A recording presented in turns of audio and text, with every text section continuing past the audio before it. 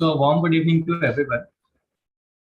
Myself, Faizan Kalam, core team member of Cybersecurity India, is here to host this session. For today, we will be having our speaker as Kiran Kumar. He is a hello, sir. Yeah. So he's a experienced cyber analyst with experience in multiple domains of cybersecurity, which includes vulnerability assessment and penetration testing of Android and web applications, infrastructure penetration testing, as well as blue teaming and SOC cert and digital forensics investigations. He has been in among the top 15 researchers of Q4 of 2019 National Critical Information Infrastructure Protection Center newsletter. In January 2020, he has also earned Hall of Fame and appreciation from various organizations like Paytm, Hotstar, OnePlus, Hackersera, MasterCard, ISC Square, and many more. We are delighted to have you here, sir. Yeah. Hello. Thanks, Faizan, for the brief introduction. So, just confirm if we are live on YouTube. Yes, sir, we are live. So, just give me a minute, we'll start. Sure. Hello, everyone. Good evening. Good evening to one and all.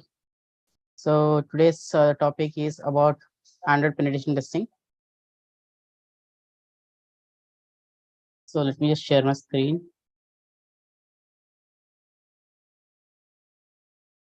I hope everyone is able to see my screen, and here's it. Today, initially we'll be breaking down into multiple parts. The first will be going through introduction of the entire Android and how the file system works and what is the architecture of this particular Android. Then we'll be moving into like components of the particular Android, like what are components of it. Then later on, once we go ahead, we will go into like compilation, decompilation, and types of Android applications. Because when it comes to Android pen testing, the most of the things that initially we used to discuss was only or Java. So there are more various other applications into Android like Kotlin, Flutter, React 2, and so on and so forth. So we'll be looking into that part. And then later on, we will go into static analysis and dynamic analysis, so on and so forth. So there's a basic flow of this Android application pen testing overview. So let's get started. So this is breakdown into three parts. One is the theory part, the second is the static analysis, and third is the dynamic analysis. So probably we will try to cover this into 2 lectures or 3 lectures based on the time constraints or based on the how exactly the lecture goes. Okay. So starting with what exactly is an Android? Android is nothing but a Linux kernel, which is based on the Linux kernel basically, and which is founded by Palo Alto, California into October 2023, as you can see on the screen. So this is later on acquired by Google, and now Google is the owner of this particular Android or Android operating system. Yes, we can say there are lots of custom ROMs available in the market which are open source, but ultimately the Android is complete. Android no, it's not completely open source. Now coming to the architecture, because why when you come to the hardware platform, so there are like ARM architecture, x86, x86, 64. And 64 x64 basically. So what is the difference between it and why it is important? So ARM is nothing but the older version of architecture which was being used, in which the power consumption was usually higher, whereas ARM is also equivalent to x86. Just the difference is like x86 is a 32-bit version and ARM is also 32-bit version, but x86 is having like higher computing usage and with lower power consumption. And why we are actually learning about this part is like whenever you come up with something like Frida, Rosa, and other kind of things in the future. So this Frida and other things might be new to you, but you will be able to know about it in the future. So in that scenario, you actually need to install Frida servers, and at that time you need to understand what exactly the architecture is and how it will be important into your while performing your testing and stuff. Okay. So then, as you know, in the previous stage, you might be knowing about what is the kernel and other things. Now coming to the file system. So every like when it comes to Windows, Android, or any kind of operating system, there is a file system that comes by default. Whenever you install an Android phone, so you might be familiar with some of the folders that are predefined comes with pre-installed, or we can say pre-created one. So first is a boot, in which whenever you try to boot, it contains kernel and RAM disk. And next is the system where the OS or the UI or pre-installed apps come to picture. When we install an Android system, or whenever you get boot the Android system, you might be familiar that there is some kind of stock ROM that is installed with some like some might be having color OS, some might be having like linear OS, some might be having cyanogen, oxygen, and like for example, one plus has oxygen and so on and so forth. And it also comes with some kind of pre-installed apps which you cannot actually uninstall easily. Okay, that are pre-installed apps. That is nothing but system. Then is a recovery. So whenever you encounter some problem or something, then you go into a recovery mode. Different phones and different models have different ways to go into a recovery mode. Most of phones have like power and volume button to go into a recovery mode, and there are also lots of custom recoveries like TWRP, Orange Box, Red Box, and so on and so forth. So this is a recovery mode through which you can actually try to get back your phone or format your phone, install a new ROM or something. So that is where recovery mode and fast boot mode comes into picture. Whenever you come across like booting or rooting Android phones, installing custom ROMs, this will be a very handy or familiar options for you.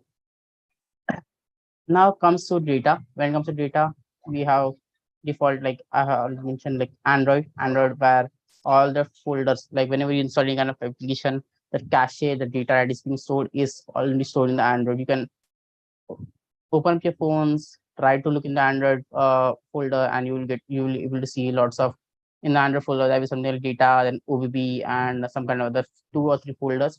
Into that particular folder, you will be able to see some kind of package names. Uh, if you have a new to packaging, you will be able to understand what exactly is a packaging. Package name is nothing but a unique identifier for a particular application. For example, every fruit or every like a thing has a scientific name. So every application has a name, but it has also have a package name. It's like a scientific name, you can say. So then alarms and this similar kind of folders which you can see over on the screen is nothing but the folder that comes by default. Even when you format your phone and you reboot it, and you will see all these folders, which indicates that this is a Android phone. Okay, then we have something called cache. Whenever you try to run any kind of application, a cache is being generated, and most of previous back in time, you mostly used to clear cache to reduce the storage and this, so whichever cache. And that's a miscellaneous folder in which some user configurations or just OTG and other kind of things comes in the picture. That comes in the miscellaneous part.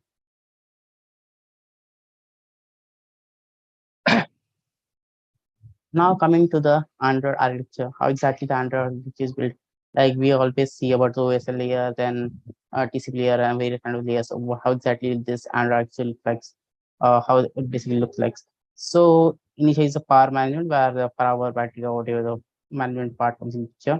Then we have something called as Linux kernel, where all the drivers like audio drivers, like video, Wi-Fi, camera, what are the hardware component that are present into Android phone that you can see.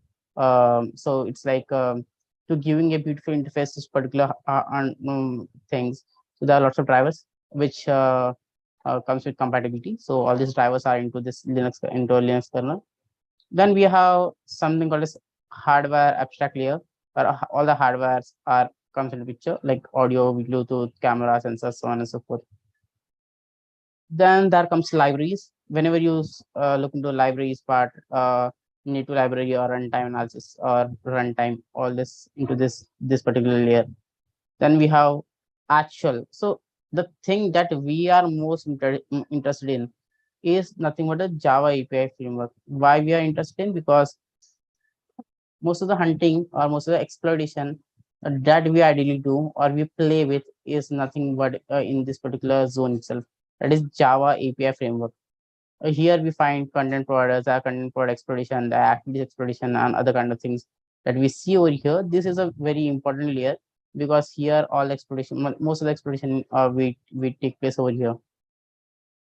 And then this is the layer that we actually see, that is system apps and the installed apps that we see. Okay, so the same has been explained over here. I'll be sharing this resource with you, so you can say it, read it, or as per your convenience. So just going through my notes that I have handwritten notes. Okay, we have just covered this one. That is the 4 layers. That is the Linux layer, libraries, which contains application layer and the application UI. Okay. So there is something called a security architecture. This is something we have seen the overview of the basic architecture, how exactly the Android system is built or how exactly the application is functioning or something. But you might be familiar with these things, like when we try to install any kind of application, when you try to install any application, it always asks you for permissions, like read permission, and I mean say storage permission, camera permission, location permission, and some other sort of permission without actually providing any permission. It is very difficult to install an application. Even if you install that application will be having a basic functionality and won't be able to interact with the we can say interact with different components of the different hardwares basically. For example, if you don't allow camera permission, you won't be able to capture photos with that particular application. Same goes with same if you want to browse something, you want something, you will need in the internet permission. Now question will come to mind. So I never allow or disallow the internet permission. So what is this internet permission? So there are some permissions that are actually prompted on the application front, but there are lots of other permissions that you don't see on the application front. But definitely, it doesn't mean that there is no application. For example, if you're installing some kind of application and it doesn't ask you for any permission. So does that mean that it doesn't have any? It doesn't request any permission? No, it's not the case. So where do we find this particular permissions? So we'll be seeing it live in some of the application within after some time.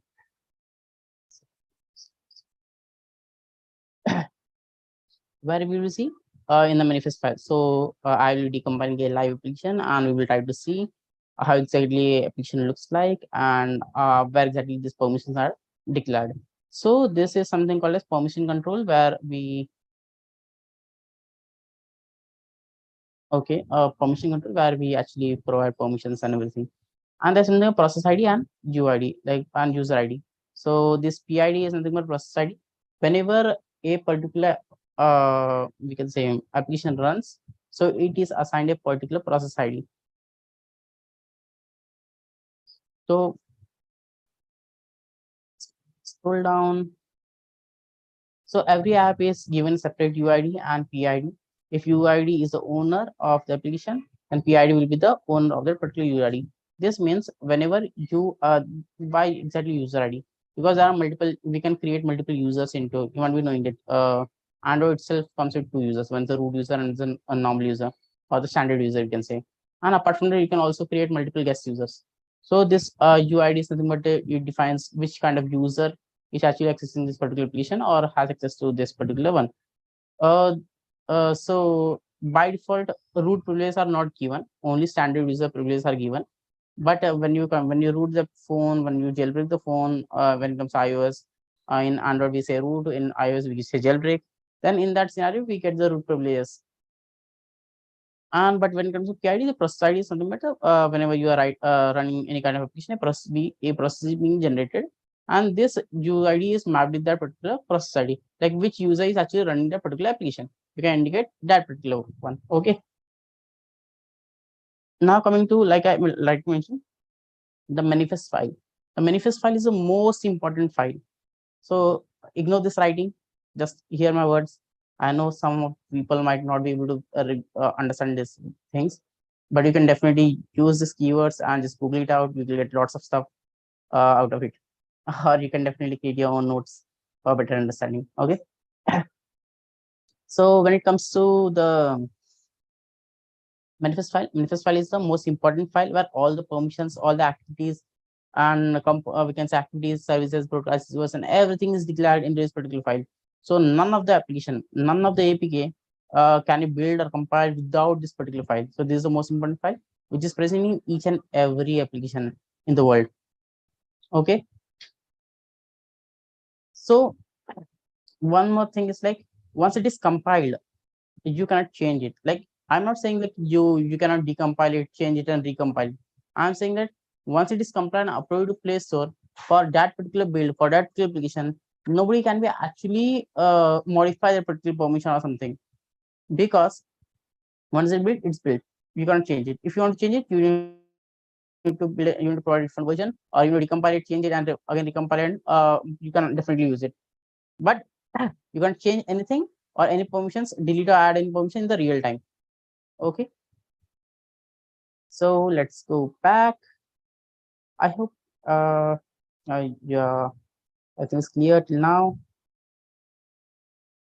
You just open some applications so that you can see everything in real time.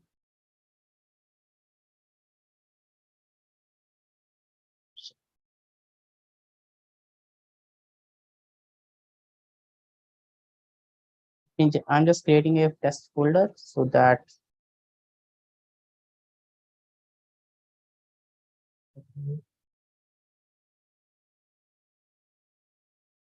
just give me some time.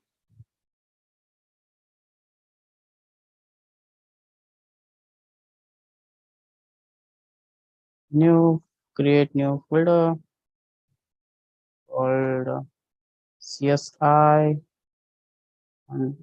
underscore MIPT. Okay, folders. Let me download.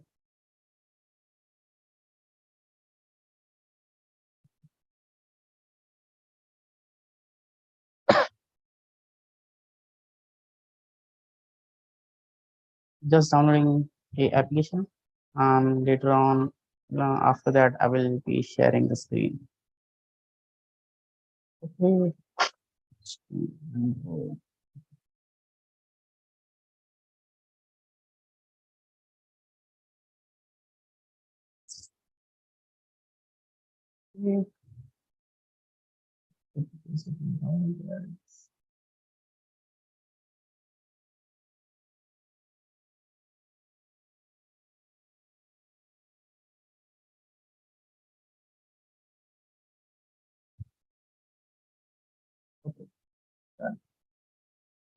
So I have just downloaded randomly to APK.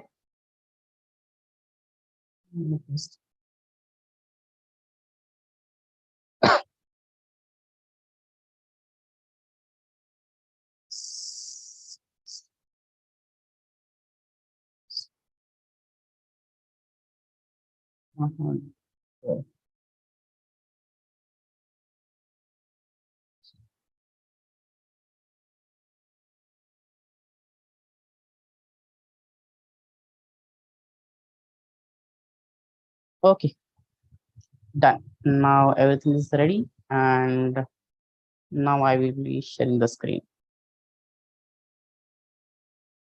Yeah, I do understand. I was not sharing the screen because I just doing some of the stuff, and I was conveying the same so that you will be able to understand what is going on in the background.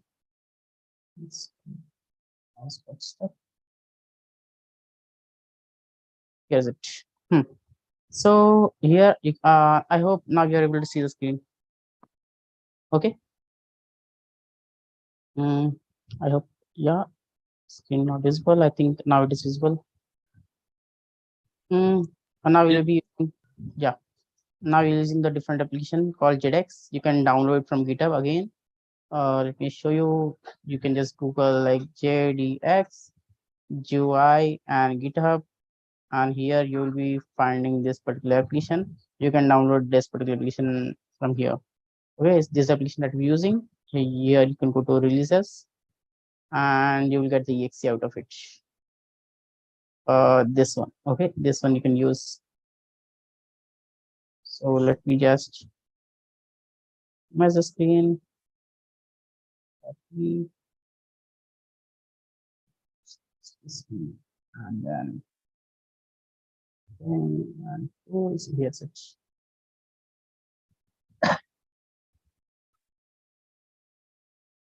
Okay. Now for checking the application, I already downloaded two applications. So here we go to downloads. In that, I have created a folder called a CSI MAPT. In this folder, there's application called Kiva application.apk. Once I select this, you will be able to see something like this. In the resources folder, there's something called as Android methods XML. So this is Android structure. This is the APK structure. So which contains source code, then resources. In resources, you will be able to find manifest file. We will also look into other folders that we are seeing over here. But for timing, like we are already discussing on the Android manifest file. So let's see something over here. So whenever you say about permission, it starts user permission. Okay. So user permission, and there's a permission like external storage, write external storage and read external storage. So whenever you see in the application front, you're able to see that you are allowing for we can say sorry, you are just allowing the storage permission. Okay. But when you see into details of it, you're able to see that you are allowing read and write permission to the particular storage. Then next comes the internet storage. Like we mentioned that we also provide permission to internet, but that is not seen the front end or UI part. But that is definitely defined over here. So here you can actually check what are the actual permission that are actually assigned to this particular application. Okay. I hope it is clear now. Now coming to the next one. Okay, this is the manifest file. Let's go down a bit.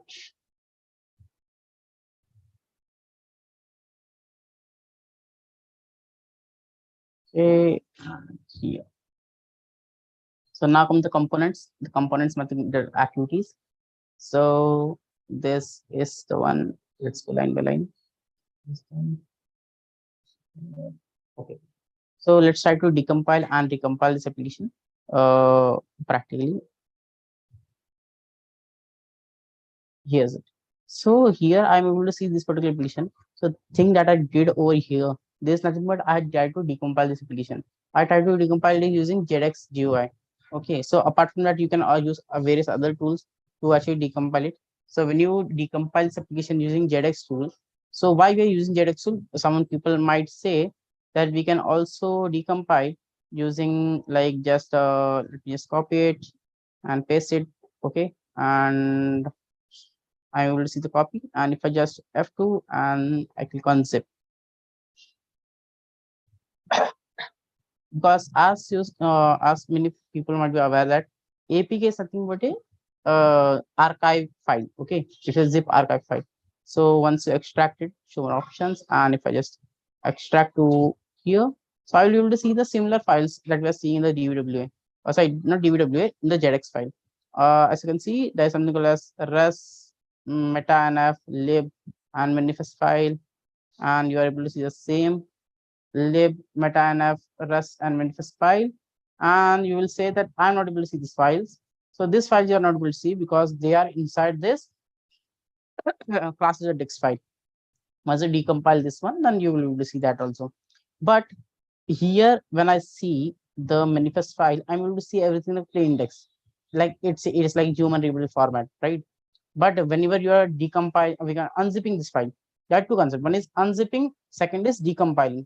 So when you unzip the file, you are able to see some of the code structure and something, but that is not in a readable format. Once I open it, Notepad, you will see some kind of garbage with characters over here. We are able to see some of the plain text characters, but not entirely.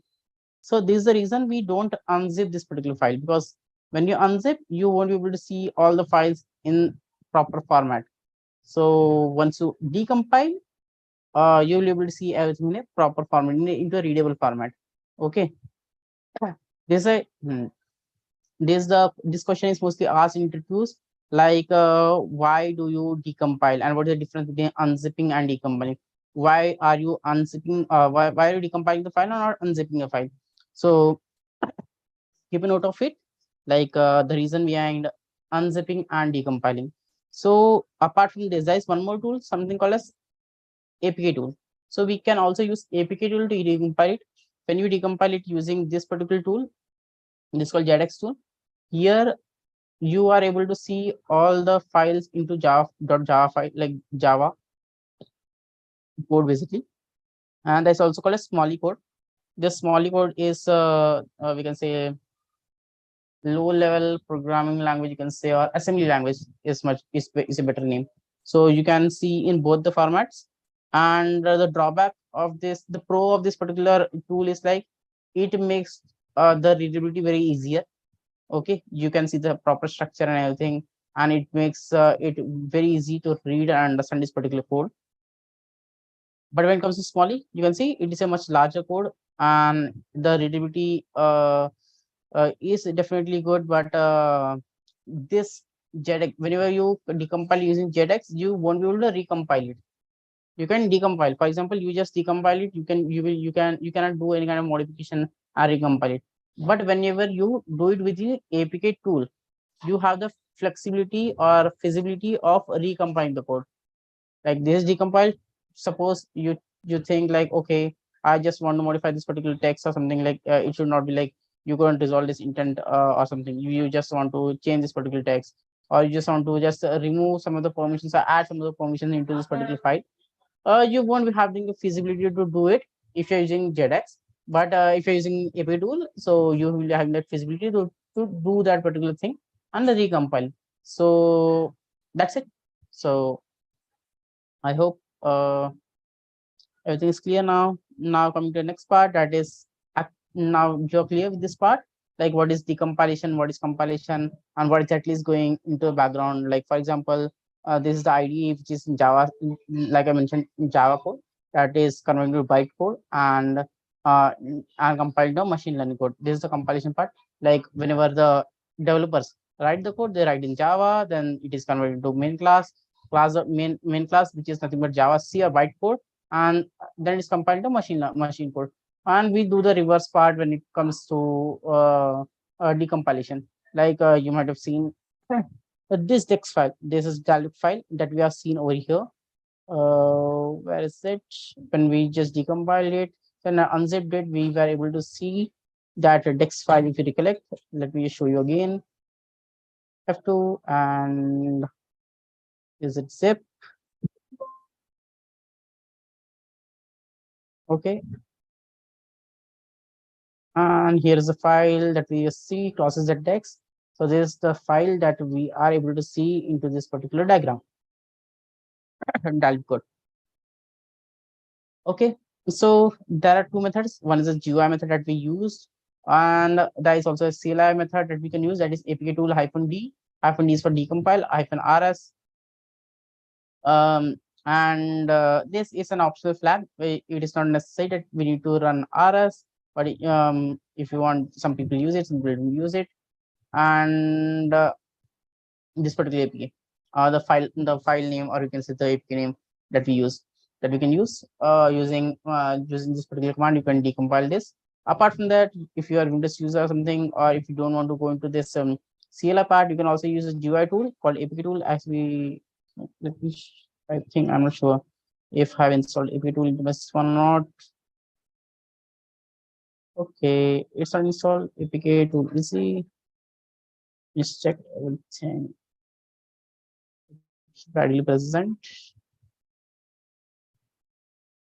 Cancel and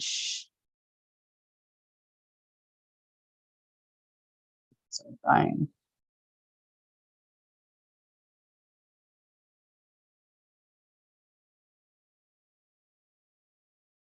It is sorting the file names. So first time it takes some time, and later on works fast. Okay, done. Now okay. Yeah, here is it. I just like let me mention I have this file.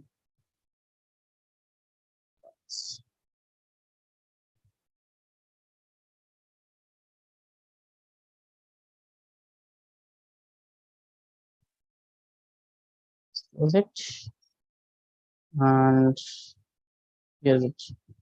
So this is also a tool that is available on Google. You can just print out. Okay, let me just drag and drop it to APK.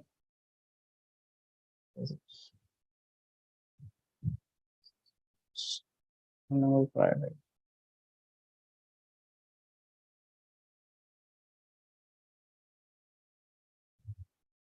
So I just can drag to decompile, and automatically it will start decompiling, and you can see the logs over here that is getting decompiled. So there's also another method that you can do. You can just drag and drop, and or you can just browse, and it will, you will decompile, compile, sign, zip, and do any kind of other things over here. Okay. So once it's done, you'll be able to see that yeah, it is decompiling other kind of things, and you'll be able to see decompile successfully. By the time it is getting decompiled, we will look into other components of it, but it will take some time. The same for like we already saw that there is something called cluster dex. If you want to convert this Dalvik bytecode, okay, into the small e code, or you can say this Java or small e code, basically class files to be more specific, what you can do, you can use this particular tool also. This say CLI based tool dex2jar, D2J dex2jar, to decompile or extract this class files. And again, for like we use this particular tool, but if you want to use this particular tool into Linux based system or something, or you if you want to directly open this file instead of like extracting this file, you just want to directly open this particular file, the jar file. Then once you convert this text file to jar file, you can open this file using J2UI. There's nothing but same one. Like here we have opened the entire APK. Here we are just opening the dex this class of dex file. We are not opening the entire file. We are just opening the dex file. So we won't we will be able to see only this particular sort of files. Let me show you. So we will be able to see this source code and not this resources and APK signature. So once you open classes or dex, you will be able to see only the source code part. Means this one and all this will be visible to you. Okay. Now the composition, what does this APK must have? It might be having intents, UI, a service broadcast. These are nothing but components basically. So let's try to understand all the components very like one by one, because components are the one that is very important when it comes to pen testing part. Here is it. So the application is decompiled successfully, and we will be able to see the output over here. So let me just close it and let's say close. Let's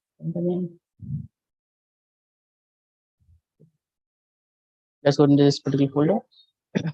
We are able to see this particular application is decompiled, and we are able to see similar. Like I mentioned, the once you decompile with the APK tool, you will still be able to see everything plain text, like you see open with Notepad, and now you are able to see everything in plain text. Like once we did unzipping, we are not able to see. In JDX also we are able to see, in APK tool also we are able to see. But the only difference that we come is like this small. Once we open this, we can go into this particular folder, Jakar, Asim, Diva. And for example, if I just open this file, open with where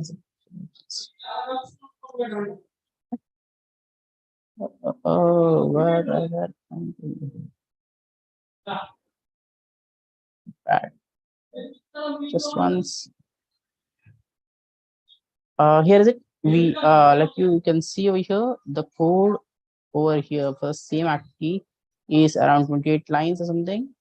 But here we are able to see much more lines of code, and we will be able to understand. I will be explaining you what exactly this code is, and in the upcoming lectures, what exactly is Java, what is smally, how to translate from Java to, like many people might be knowing Java as a language, but very few people know smally, because it is a low level language, or you can say assembly a language. So many people don't know it. So we will understanding what exactly this zero is, P0 is, and other things in the upcoming session.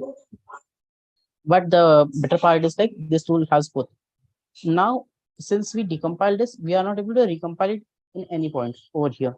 So although there is an option to there's an option here to build a project. Yeah, that's an option to save Gradle project. What again this particular option is, whenever you say this as a Gradle project, you can import this particular code into your Android Studio. On the other hand, the same is not the case with the this particular APK tool. So in APK tool, you have decompiled it. Let's try to modify some file or manifest file or something.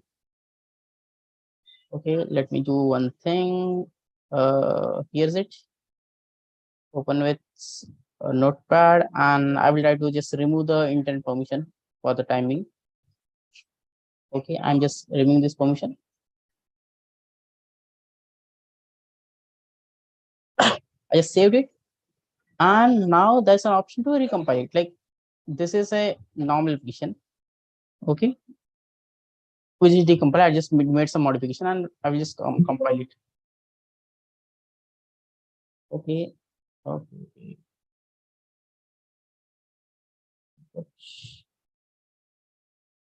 There is some problem. Let me just clear you,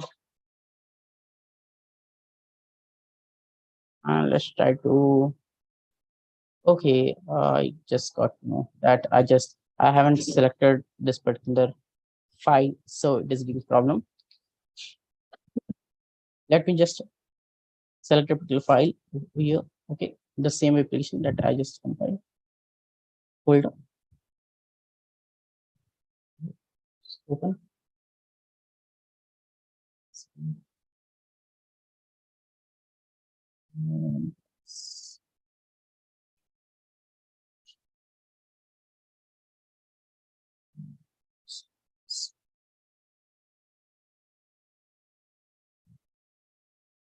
Better I will try and drop because I'm not sure if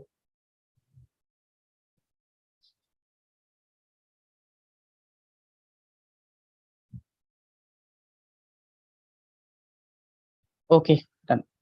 Here I will come and compile.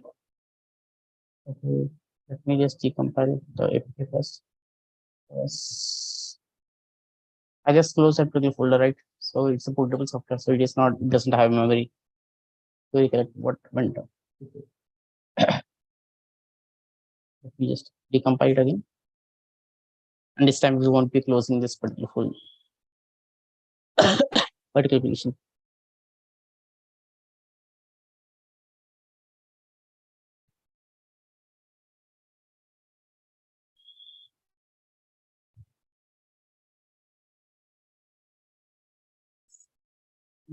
That's the loss. Okay, decompile successful. And again, we'll do the same thing. We won't be closing it. And I think let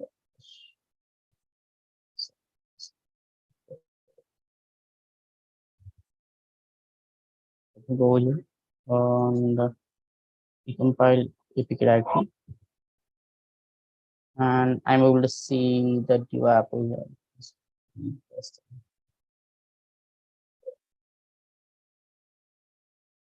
And then I'll just go into this app folder, manifest file, again edit it.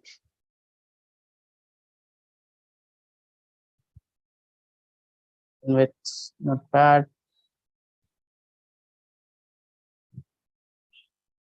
modify this particular permission and save it. Yes. Okay. Now we will just compile it and see the output. See, you are able to see compiling APK file.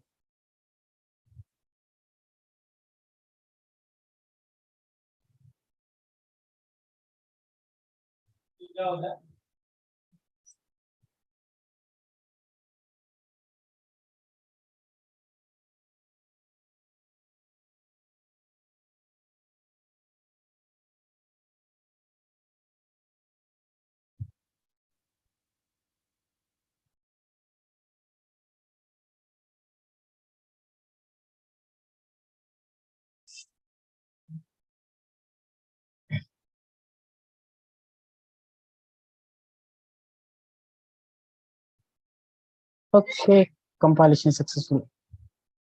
Then later on, it is just signing it and the application signed, the APK is built. So sign is all successful. So this is how it works. So this is the benefit of this APK tool. So in APK tool, you are able to decompile as well as recompile the application. Whereas in Java JDK, it is Java and JDX UI, you are not able to recompile this application. So this is the major difference that we can see.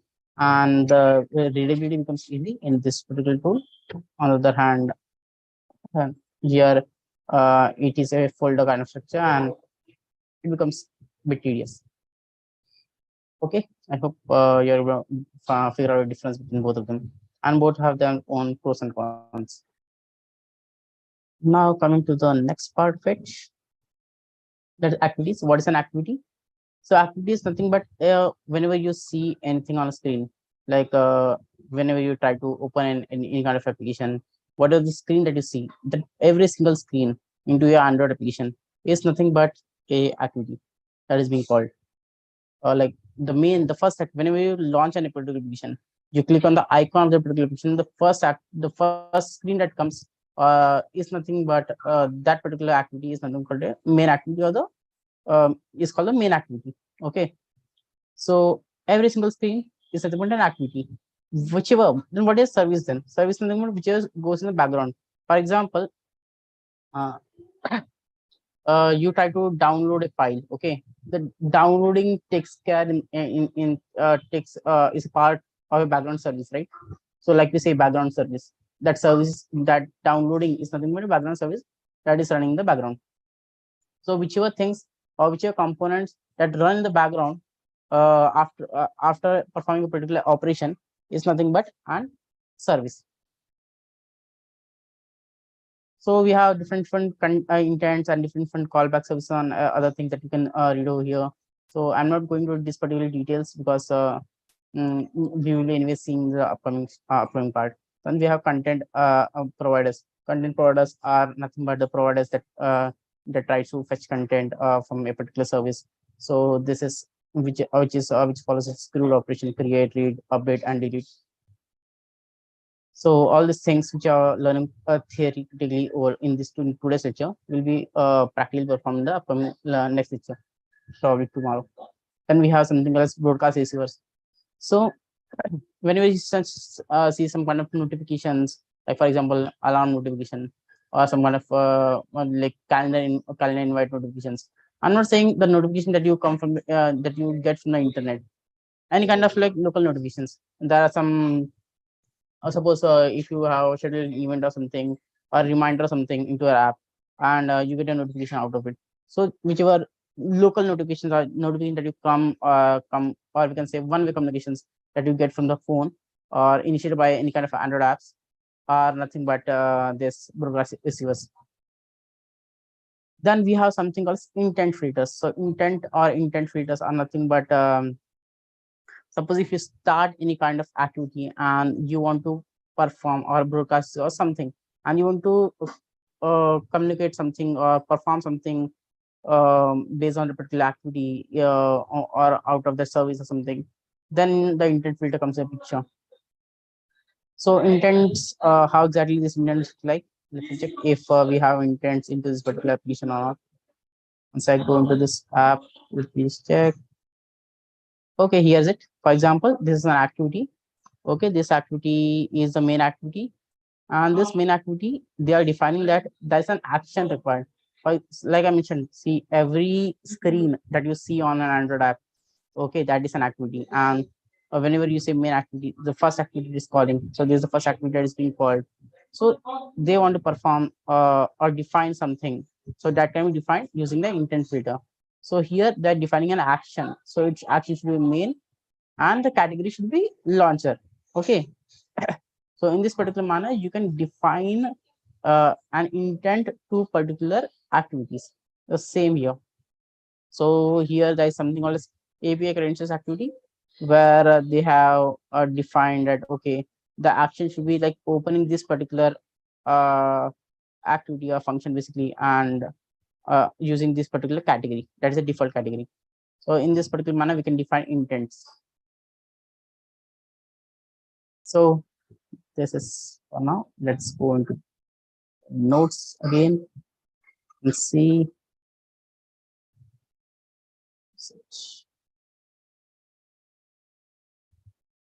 So we have covered activities, also which are visual screens, then infrastructure services, content providers, broadcast receivers. So let's try to set up the Android. We can say how to what is Android device bridge. Like suppose if you want to connect your Android phone to a laptop, from Windows laptop, Linux laptop, any laptop, how will you connect it, or what will be the process of it? So you can for this here I have mentioned Santiku, because Santiku operating system comes with all the tools pre-installed that are required for Android pen testing. It might be like a FIDA, so then browser or any kind of a MobSF and other kind of tools, JEDX, GUI, whichever tools we discussed or mentioned right now. It might be ADB tools, fastboot drivers and everything comes pre-installed by default. So for beginners, it is recommended Santiku, but you can definitely use any variant of the operating system that you want. You can use Windows, you can use Linux, Parrot, Kali, whichever you want. So the only difference is like in other things, you just have to install all these tools separately in case if it's not present. On the other hand, in Santoku, everything is ready-made, and you don't need to actually install any kind of other like tools or do any kind of setup. It's ready-made, uh, actually built for Android and mobile phones, basically mobile phones like mobile malware analysis, mobile security, and other kind of things. Okay, and start. So this is just for the newbies. Suppose in case if you are just installing anything the virtual machine or VMware, so you need to install guest edition tool so that you can get the full-fledged view of this particular operating system. So what is Android device bridge? Like I mentioned, if you want to communicate with two different devices, so that should be intermediate medium or that should bridge. So that is where comes when you want to communicate with the Android, we need to install Android device bridge, that is ADB. So from where can you download this particular drivers? You just need to Google out a like platform tools, and you can just write Android Studio, and you will be getting the first link over the here, which starts from developer.android.com. So this is the official website. Don't go for other websites, because as a security professional, we should always refer or download things on the official website only. And from here, you can get it for Windows, Mac, or Linux, whichever you want. You can just download it, and you can extract and set into environment variables or open into that particular folder if you don't want to set into environment variables. So I have already done it. I've already downloaded it, so I won't be downloading it again. And let's try to see how exactly it works. And here is it.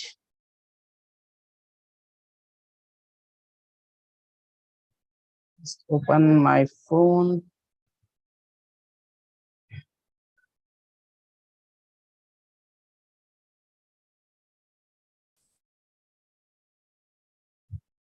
I'm just opening my phone.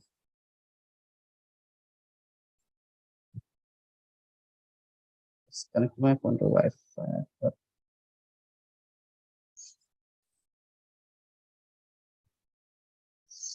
So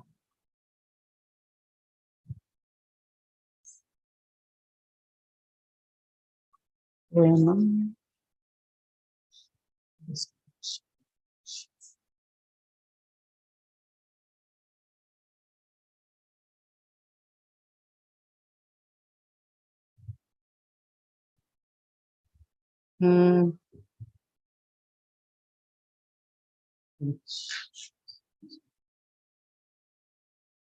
So for ADB, you don't actually need a rooted phone, or you can do it over rooted or a non-rooted phone. So both phone will work for ADB. There is no limitations. So only thing that you need to do, you need to go to the settings, developer options. If you don't know where exactly developer options is present, you can just Google out for your phone. But ideally, in the system settings, there is something called as build number. You need to click multiple times, and the developer options will get enabled. In developer options, you need to enable USB debugging. Once you enable USB debugging, you will be able to connect with your phone. So ADB, for connecting using ADB, you can either connect using USB or you can use your local IP address of your phone with port number 5555 to connect with your ADB device. Okay, with the device. So for the time being, I'm using wireless ADB. Like I'm not using the USB, so I'm will be connecting using the IP address itself. So the command goes like ADB connect 192.168.0.248 colon 555 and here's it.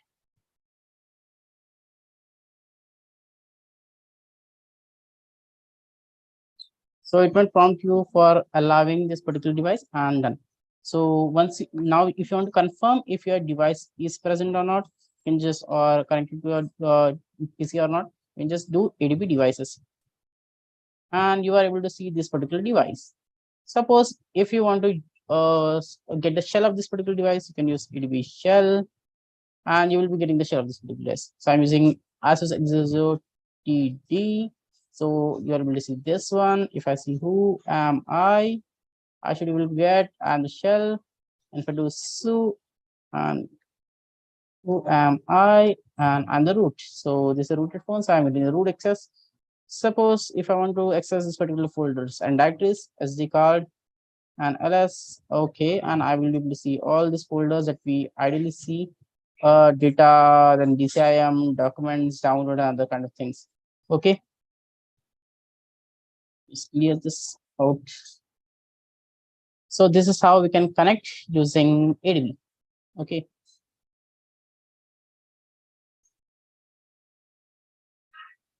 Okay, we can also do it using Android Studio, but I would recommend like lesser tools more is more efficient. But yeah, definitely we can do it. We will be doing it probably in the upcoming sessions when we start with the Android pen testing. But I personally love physical phones apart from this emulators. But here's it just for the demonstration purpose. Like someone requested it. Just open the Android Studio and there's something called as Android Device Manager in Android from where you can actually do all these things. Just cancel it out. Here's it. Random attacker app. This is better.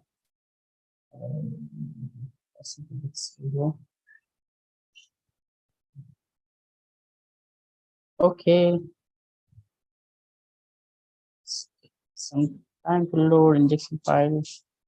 Oh, here's it. So once you go over here, you can get your create a device and you can launch this particular device. That's it. The rest everything remains the same. So he said device manager, you can just create device and you get a couple of devices like pixels, so on and so forth. This indicates that it's a placer option is available. And once you click on next, you get lots of versions of Android operating system, whichever you want to download. So I already downloaded Oreo one, but if you want some latest one, you can download the latest one, select it, click on next, and then you can just name it and start. Once you finish it, the device will get created. Since I already have one, I don't want to create one, so I'm not creating it. And that's it. If your physical device is connected, then you get all the physical devices over here. You can also pair it using Wi-Fi. So this option is available in some of the phones, or we can say latest phones. It is available. So for pairing, I'll also show you how to actually pair using ADB. For example, I don't want to connect using IP address, and I have the latest phone like Android, which is running on Android 13. So in Android 13, we don't have wireless debugging directly using IP address. We also need one more. There's one more additional factor authentication, and that becomes a bit tedious. So let me show you what needs to be actually done when you have latest phones which Android 10, 11, 12 or something. So now I'll be connecting to one of the Android device that is like Android that works on Android 12. Okay, ADB shell. Let me just check if I'm still getting the shell or not.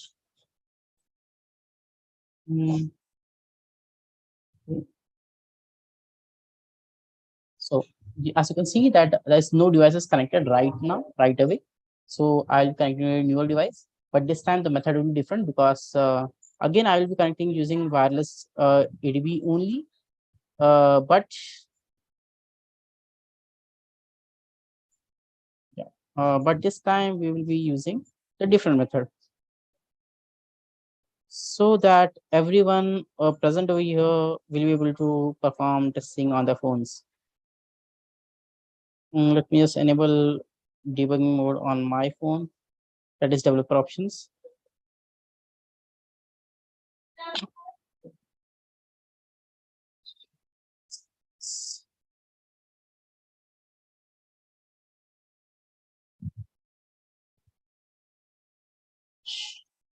And ideally speaking, it is not recommended to enable USD debugging, and even if you are enabling it, make sure you disable it whenever not required, because there are lots of attacks in the wild that can be used to. Let me just enable this one.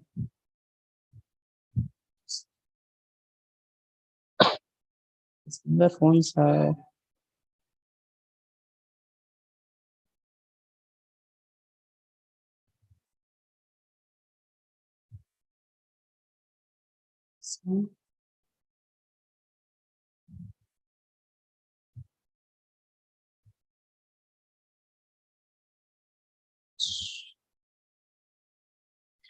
uh, let's check where exactly.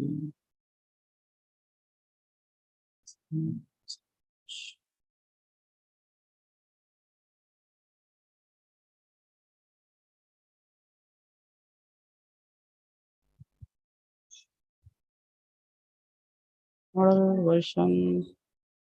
Okay, got it. So in my phone, it is in the version section. So sometimes you won't be able to find directly in some newer phones, like in the OnePlus phone, I was able to locate this USB under the version section. Sometimes it's not in the about section. Okay. Once you open this, and you go to about device and system settings. Yeah, in the system settings, I am able to see this. Once you go into this developer options, you will be able to see something called as USB debugging or wireless debugging kind of scenario. Let me just start the AnyDesk so that you will be able to see what I'm doing into my phone, so it will have better visibility.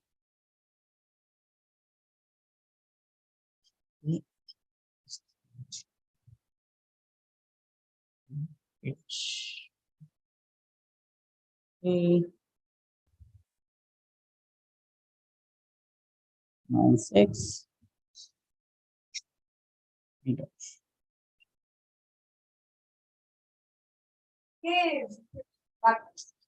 Okay, so here is it. So currently I'm using, just for your information purpose, I'm using about device and using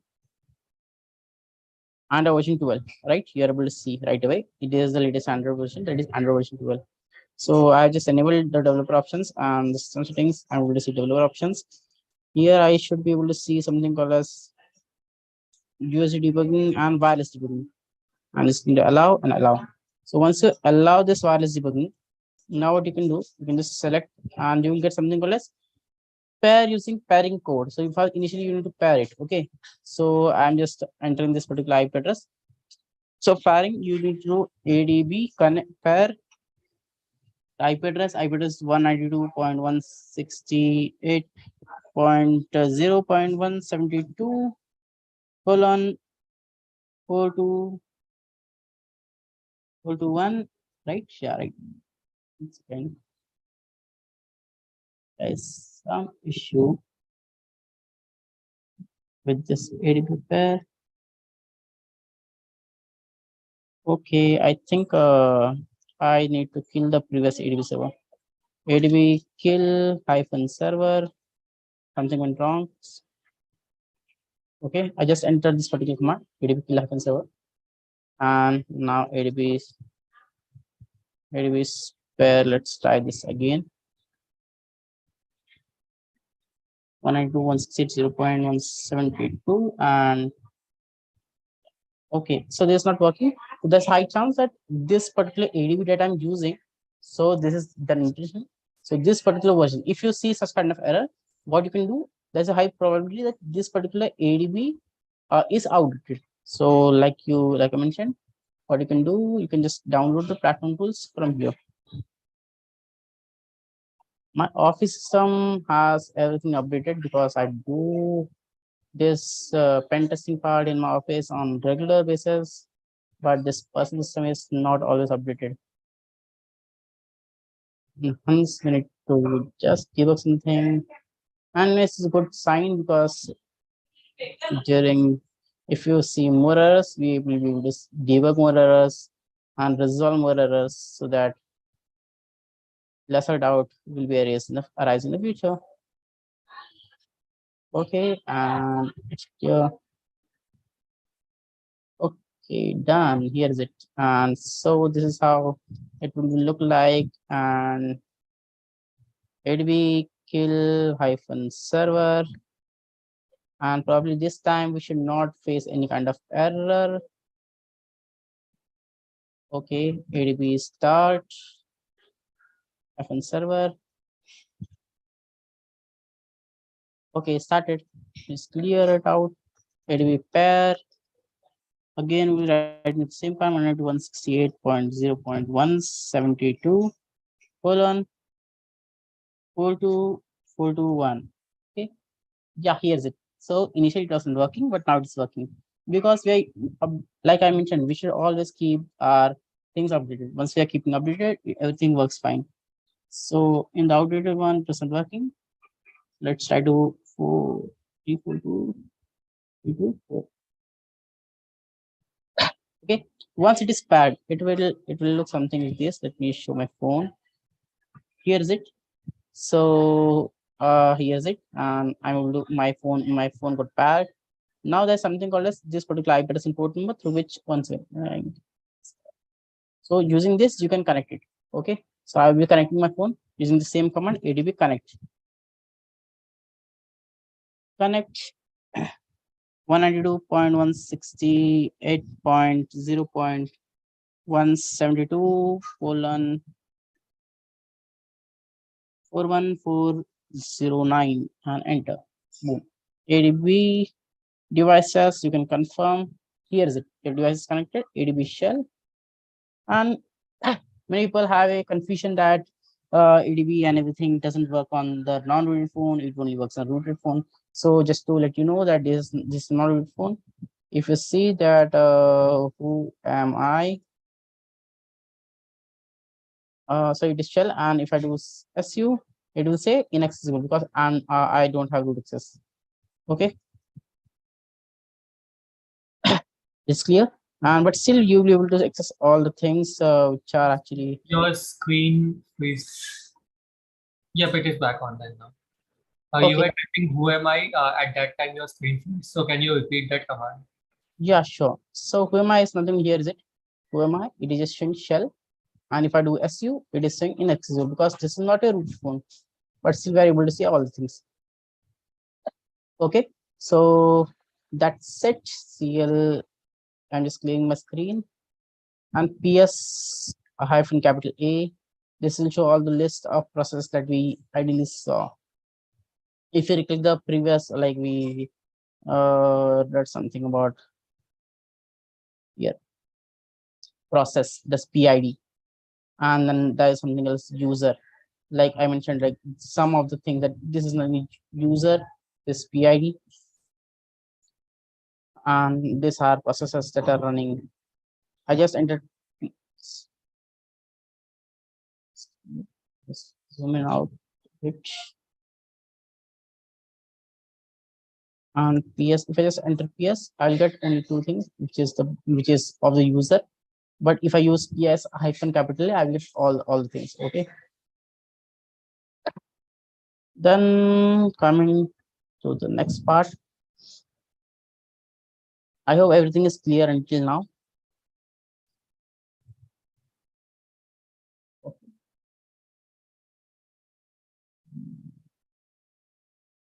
we have missed some of the things that I would like to show. No, nothing missed, nothing. So looking at the next commands, there's something called as ps adb-s. So why this is being used? This is very important command, adb-s. For example, let's take an example. Now instead of one phone, like multiple phones are connected. Okay, now I'm writing adb shell and I'm getting shell out of it. I don't need to define anything. But now what I will do, I'll just try to connect one more phone and you will be getting the error, like one or more emulators found or devices found. So adb connect 2.168.0.248 colon 555 and enter. Now if I do adb devices, I'm getting two devices connected. So if I do adb shell or any command, it will say more than one device is found. So here we get to understand where here we can define. For example, if I need a shell of this particular one, okay, just copy and just paste it and shell, and we got the shell. So this is how this s command works. S command is nothing but it tries to just define which emulator or which device you want to connect. If there are multiple devices you're already connected, you're adding multiple devices, and you can open multiple terminals and get the shell of multiple devices out of it. If you want to install any kind of app, you can just install adb install. If you want to push, I mean, you want to send some applications, you can use adb push. Then for downloading something, you can use adb pull.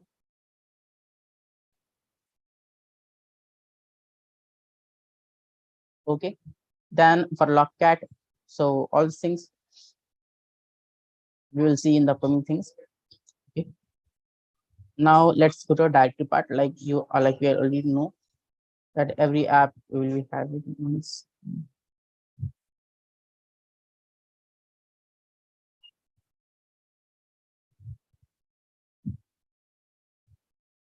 Let me just go to app again.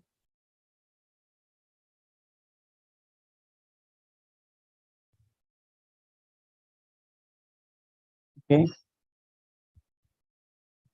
Okay, I got the shell.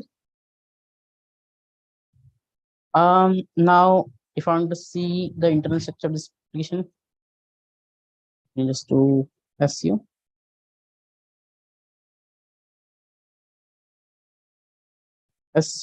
and I'm getting the cd slash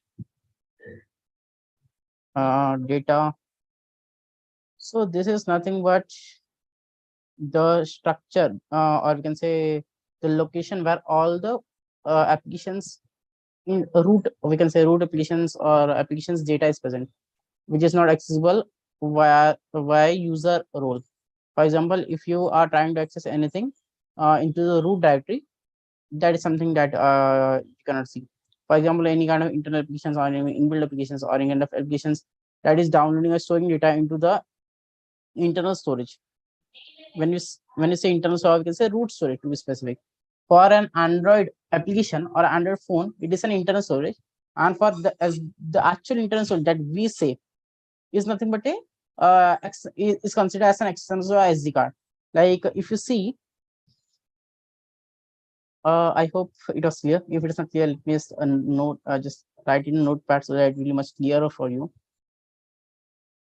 So we have something called as internal. One is the root storage, right?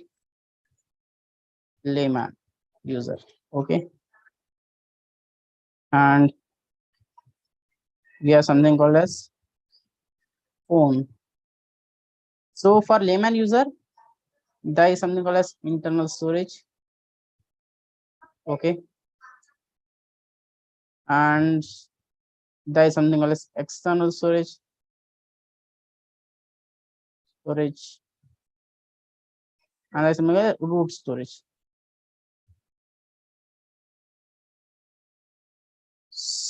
Okay, but for phone, there is nothing like root storage or something. For internal storage, it will be considering external storage.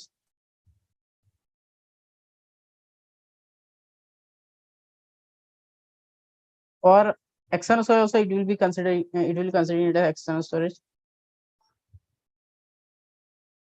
And for root storage, it will be considering internal storage. Clear? Now we will say, what is this external storage? This external storage is nothing but this is the internal storage, which everyone knows what is an internal storage, whichever comes like you say that my internal storage 128 GB RAM, 128 GB storage, 32 GB storage, 64 GB storage, or there are also phones which comes with 256 GB and like 502 GB of storage. Even there are nowadays iPhones are coming with 1 TB storage also. So this is the internal storage that which we are seeing.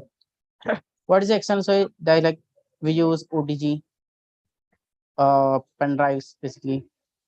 OTG/pen drive as an external storage. Okay, or we just use spelling type error, pen drive, or we can use memory card.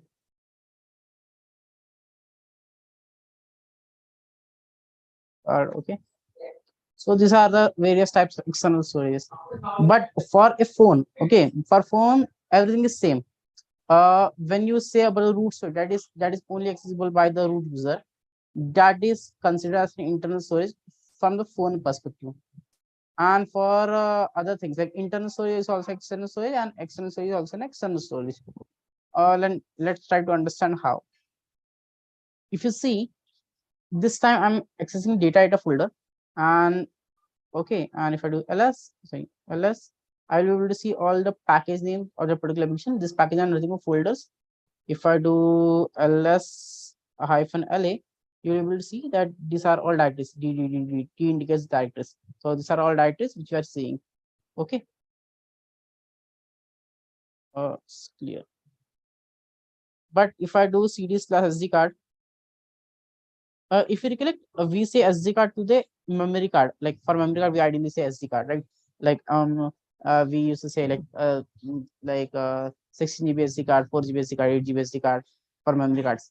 So for this, for a phone, we can say that for this for internal, so it is considering it as a SD card, the primary SD card. Whenever you add multiple things, so it becomes SD card 0, 1, 2, 3, which it is. Clear? I hope everything is clear now.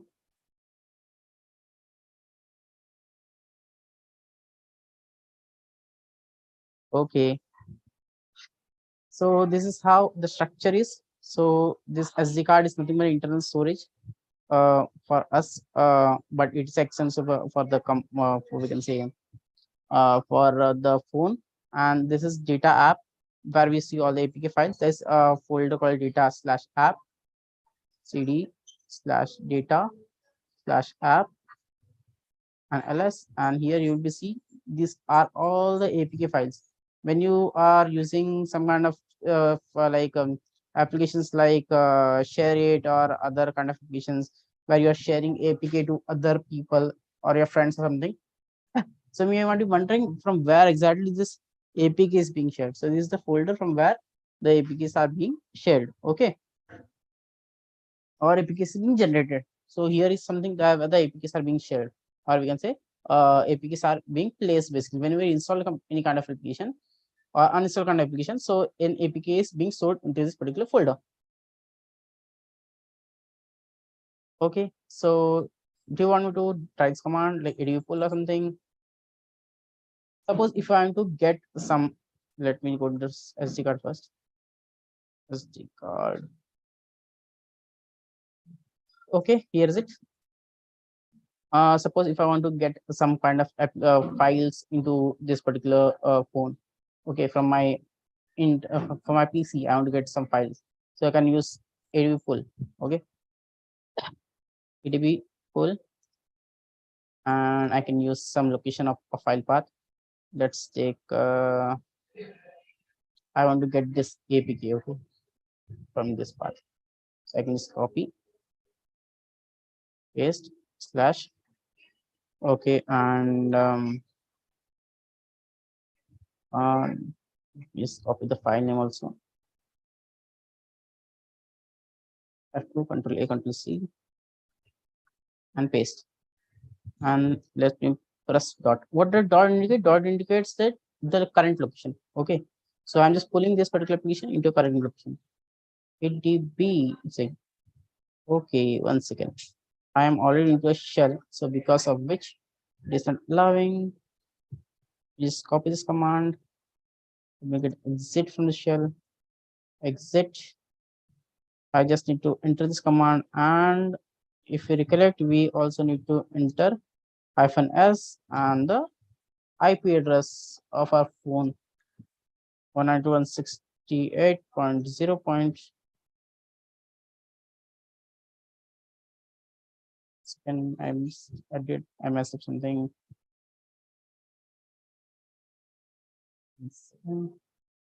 Okay, done. -s pull and enter.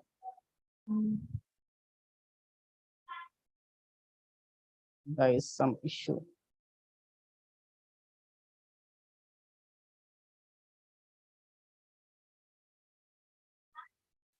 Sorry, it is not push, it should be push actually. We're just adding something, right? Once again, let me enter the insert button.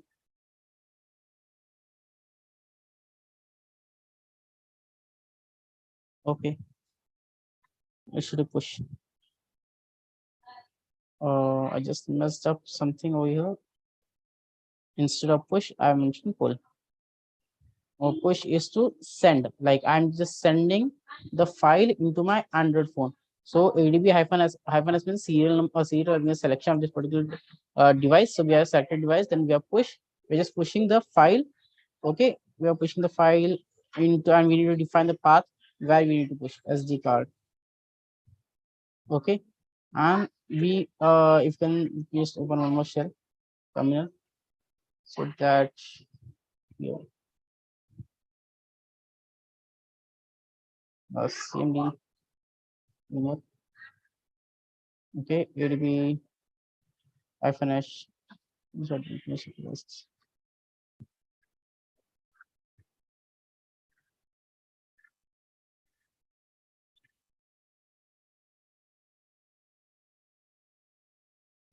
I think that's a problem.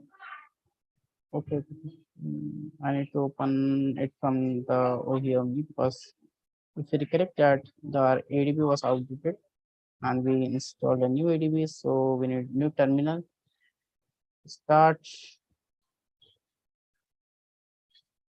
I forgot step.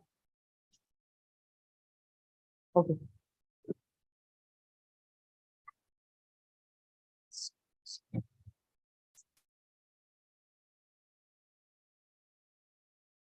Close this. And let me just this terminal is for one. Then we have this terminal, which is no longer required. And just put the terminal simultaneously, so it will be easier for you to understand. Okay, so in this terminal, ADB shell, type shell. Now this one, ADB connect 198.68248. 5455, enter. Okay,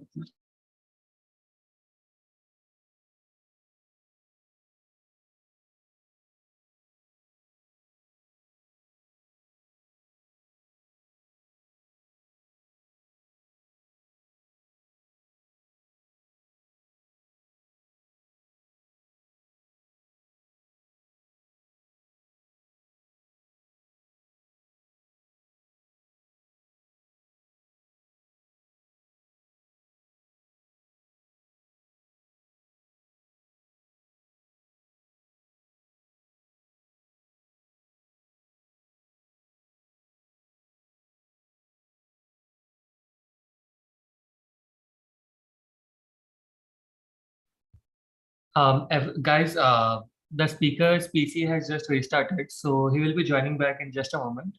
Please cooperate and have some patience.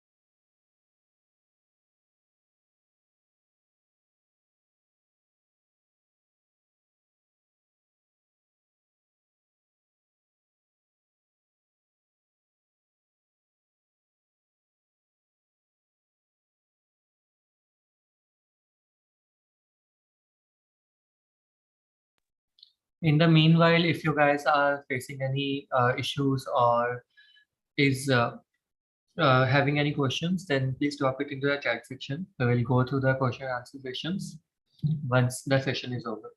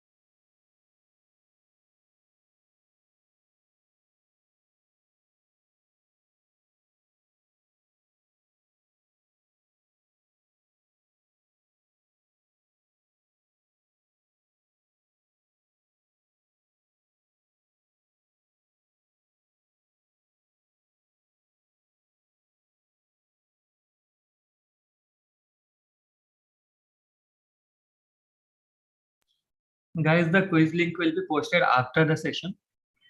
The speaker will be joining back in just a moment. The session is still remaining.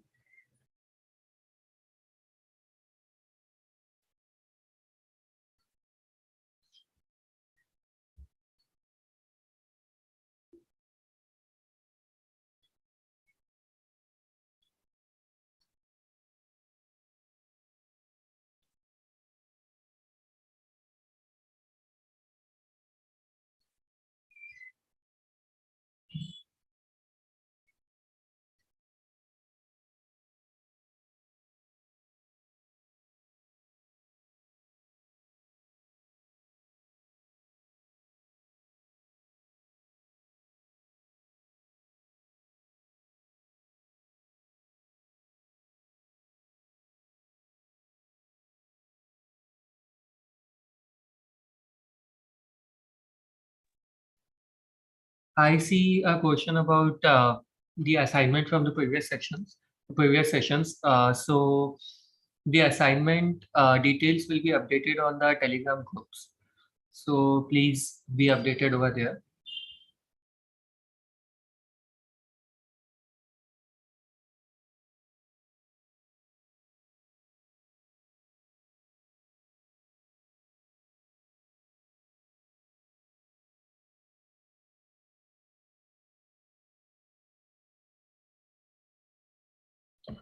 Project allocation will also be done soon. It is not yet done, so don't miss out. You don't worry. No one has missed it out. It is not actually done till now, so you will be getting a mail about it.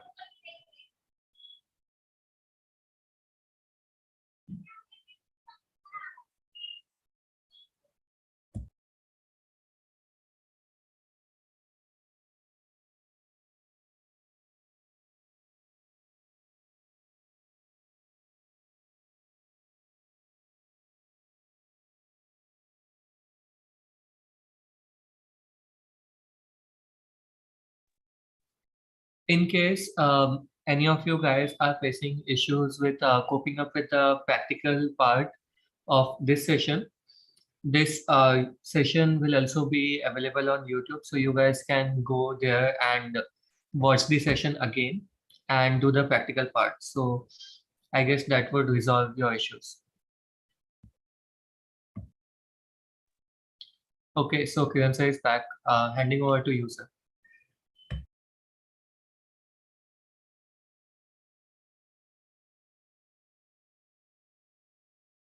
Okay, sorry guys. Actually, the laptop got reset all of a sudden. So I am back, and I can see that I am a bit fast. Some of the comments in which they can see that I am a bit fast. Yeah, actually, I am a bit fast. We'll try to slower it down so that everyone is able to understand. But good signs that even though I'm fast, people are able to understand. So good to see. And yeah, just give a minute. Let me just reshare my screen.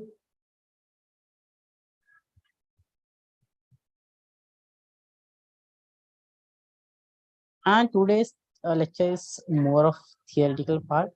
So in next lecture, it will be 100% practical. For example, I would request to make me co-host or host basically so that I can share my screen. Yes, suggest. Mhm. Yeah. And once we enter the next lecture, right, tomorrow's lecture, it will be completely practical. So there won't be any kind of theory part majorly in the tomorrow's lecture. So this theory is just to understand the functionality, the depth of what exactly the Android is, because it is somewhere or other linked with the practical courses. So once we don't understand the theory part, we won't be able to understand the practical part. But still trying to keep it a bit practical today, even though it is theory. Okay. So thanks for John for making me first. Let me just start. Okay, let's start. Here's it. Under this six, we just go through these things. And this is okay. This is this will be 5 minutes.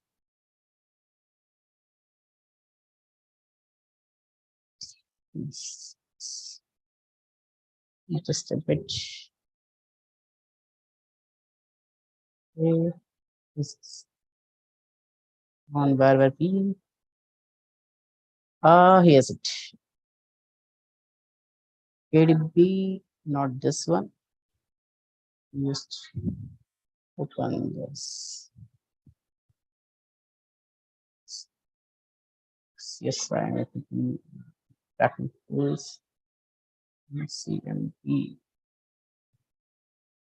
Okay, ADB connect 192.168. Yes, someone mentioned that why I'm using 5555. You can use other port too, but the default port for ADB is 555. So I'm using this default port. You can definitely update this port or try to ADB, try running ADB on some other port. Okay, like for Windows or like Android 12 when I was using some different port, but this is the older version of Android where it has a default port of 5555. Okay, so we are connected CLS and ADB shell. Where we it's okay. I just clicked. I just trying to show ADB push command where we are actually trying to push this particular file into a particular directory into Android phone.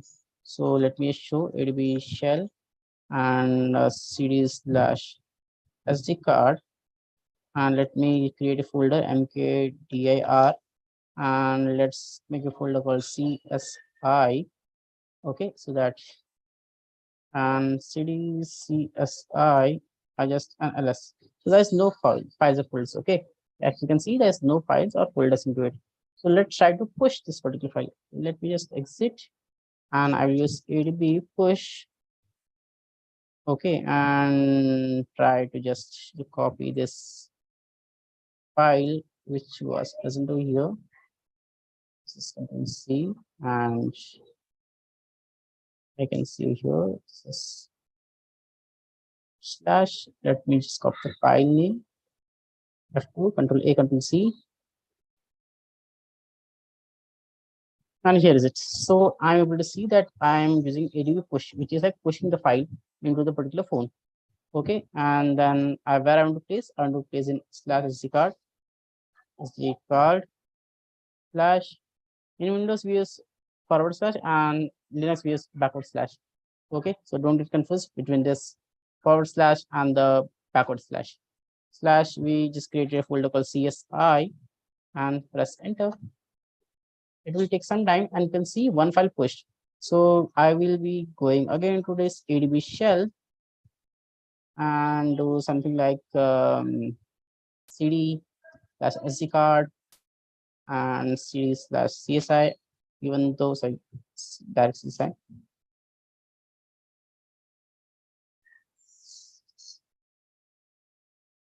Okay, and ls when you are able to see the file over here. Initially there was no file, and we had pushed this particular file. So the reverse way around, you can do the same thing, like you can just pull the file from here. Like we just made push and just pull. For example, just exit. Okay, the same command. You can use the reverse way around. So you can just pull, and I can just remove it out. So what I'm doing here, I'm just saying that ADB pull, and there's the folder one where we need to pull this particular file. I will just copy this. So this file that we want to pull. Where should I pull? So I can pull the present directory. So this is the directory where platform tools are present. And let me show you the folder platform tools. And you won't be able to see any kind of APK over here, right? So there is no APK. Once I do this particular, enter this particular command, and it is saying that one file pull, and we will be able to see the APK over here. Here is it. So initially it was not present, now it is present. So I'm going to delete it, and that's it. So this is how you can push and pull files from a particular phone to a laptop and laptop to a phone, vice versa.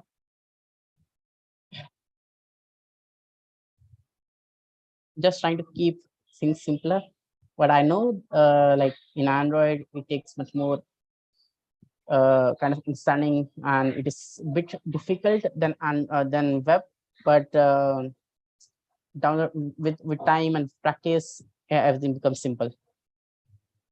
So what is the Android startup process? Like you might be familiar that when it comes to Android, we ideally use a jailbroken or rooted phone, or in case of iOS, we use a jailbroken phone. So how exactly this works? What is the background process of it? So what is when we come across terms like bootloader, init process, and zygote, and other things. So let's try to understand much more into it. So bootloader is something about boots up the kernel. So it boots up the kernel and starts a process as I. Okay, so there's something that we can see over here, like ps hyphen capital A, once again it'll be shell. Let's try to see everything practically. Okay, so there's something called init process. We will be seeing all these things. Okay, so this is responsible. This is run by bootloader. This init process is run by bootloader and responsible for running various components in the background of the Android app.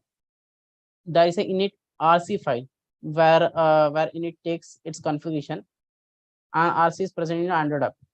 To keep it simple, whenever you try to run this particular Android app, okay, whenever you try to boot this particular the particular bootloader, so a init process is being run, and there's something called RC file where all the configuration comes in picture. That RC file is important to understand what kind of Android operating system it is, what kind of process are present, and then there's something called zygote process, which is initiated by the init process.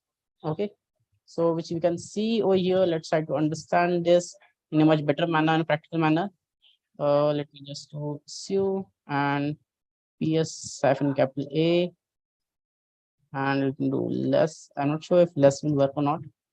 Okay, and less won't work. So just do this one, and you'll be able to see all these things over here. So like I mentioned, there is a first one, that is the PID one. This is the one which you mentioned as one. Just and we have the init process which is started. Okay, so this is the init process. That's the first process that we start. So when we see, so this is the first process, then so on and so forth, all the process get started later on. And here's it. And I don't actually recollect the what we can say, the folder structure where exactly this RC file is present. But yeah, but definitely I can get back to you on this particular RC file in the next lecture. So I don't recollect currently because it's been long back. There's no as such use in the pen testing part for this RC file, but it should be. It is good to know if you already know it. So we'll get back to you in the next lecture. What is this RC file? RC file is nothing but the file where all the configurations are being stored. But where exactly this file is present is something I'm just missing out for the timing. Okay, that I can get back to you in the next lecture. Anyways, yeah, that is not a part of the pentesting part, but it's good if you know it. Okay, and this is already completed. We already covered this one. Yeah, I think we here's it. I already mentioned this. Where exactly it is? That is two. Yes, and ls. Probably it should be in this part. Yes. Okay. Oh, here's it. So I got the article over here. So if you do just cat init dot rc, oh, we should get it. Here's it. So we get all the information over here. Let me do just clear it out so that we can get it. Mm, see some-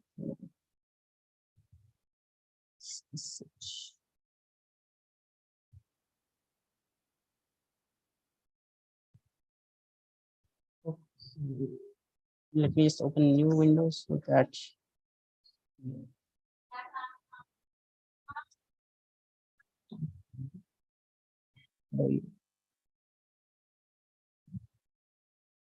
let me share.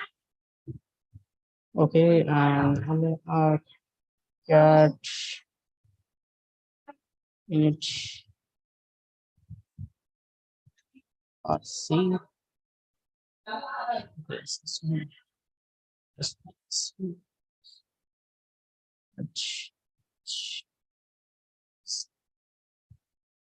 No, this is better.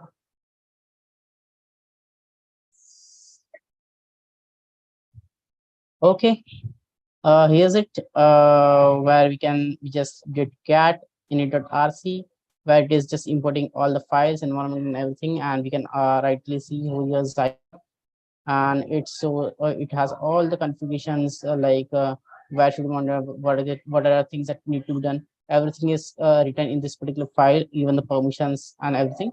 So based on this particular file, the entire booting of your phone takes a place whenever you try to restart or do something. So all this everything is taken um, care while you boot this particular phone. And when we try to root or do something, you just try to change everything into this particular file. Like you see that this phone is rooted, so there are something files like magics and other things, magics and log and other things, artists that you can see. So this is why you just need to understand that just this particular file, that what is exactly boot, zygote, and init, so that you have a better understanding of it.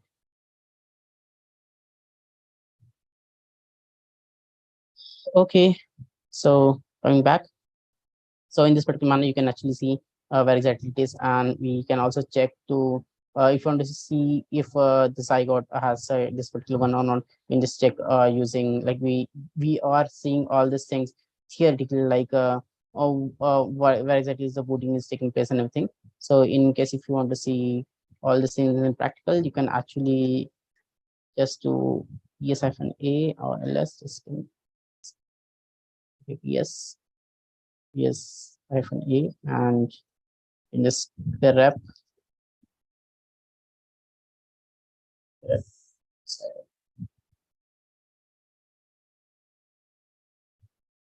Okay, and here is it. Zygote, we're able to see the process one. The for init, like I mentioned, that the in zygote is nothing but a child process of the in of the init. Now, if you see, if I just do init, it will be also one init. So here's it here. Init is one, and this is a child. So here is its one. So both is having the one, and that's it. This is what was mentioned over here in the top. So init process is nothing but is run by bootloader, and is a init RC file where it is taking, and this is cycle process where this then this is a process initiated by init process, so that it can be a child of the init process. Okay. So anyways, this booting and everything is actually not required. It's just for the understanding purpose, because we are nowhere playing with this particular files. There are lots of tools and techniques that are already in place. We just need to write a couple of commands and everything actually gets modified into this particular file. So nowadays, nobody actually try to decompile the OS file and modify things into this particular file and recompile it. Nowadays, most of the things are automated. So this is just for reference for you to understand what is actually going in the background. Okay. Unzipping is already done. I have already explained all these things. Class.dex is done. Manifest file is done. We have explained these things. So I'm just trying to understand the file structure. So what is the file structure? Let me just open this JX file again to just explain the basic file structure. Okay. Yes, see this. Here's it. And your application and open. So the structure initially, as I mentioned, this is a source code. Then we have resources. In the resources, we have something called lib. Lib is nothing but the library files. So all the libraries are stored. It might be needed libraries or any other libraries will be stored over here. Apart from that, if there are kind of custom libraries or something that are required for this particular application, okay, you will be finding over here in the source code part itself. Then there's something called meta INF, where the certificates and other kind of things are stored. Like you can see, if I click on here, it is not in readable format, but so you will be see like other kind of things, metadata and things over here. And Rice folder, Rust folder. Rust folder contains all the UI elements. It might be like images, colors, and other kind of things. So all kind of UI elements can you find over here. So all these are folders and these are files. These are compulsory. These are additional, no, not necessarily in every application this is present, but in most applications you see it, but not compulsory. But the other files that are compulsory. This is the manifest file you always seen already, and this is all resource ERC. This is it takes some time to open, and here you can see classes of dex. If you want to decompile this particular file or something, so there's an or entire application, there's something called text search. Once you click on it, it will start decompiling the entire application. So initially this was not the entire decompiled application. So here you can see blue color where you can see it is getting decompiled, and once you decompile it, you will be able to see, you will be able to search all the text inside the code. Like if you want to see search for a particular string or something, but then it won't be searching into the XML files and everything. It will be searching only in the class, method, field, and code itself. When it's a code, it's the source code of the application. So for example, if I just search Diva, sorry, Diva. So here's it. It's able to search everything and display all the codes and everything. Okay. We can open it in case if you want to search anything, then you can search using text search. And nowadays, many applications comes with obfuscation. What is obfuscation? They don't want to show or reveal the code, so they just convert the code into like ABCD or something, some different garbage characters. So there is a feature over here that is called as deobfuscation. So this application is not obfuscated, so you're able to read everything clearly, but not every time the code is in this plain text. So in that scenario, you can use this particular feature to deobfuscate it. Okay. Okay. So this is done. So the last part is the signing part that I already showed. Like when there's option called decompile, recompile, and the signing. We already signed one of the applications previously, but if you still want to see it, just show you.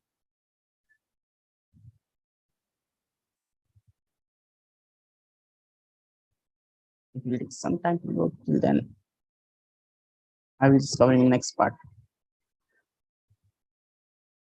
Apart from this, you can also use like CLI tools like jar signer or other kind of tools that comes in CLI part. Then we are this you can also use Android applications. There are like a lot of Android applications through which you can actually sign the application. Let me show you that one also. Let me just connect my and just I can show you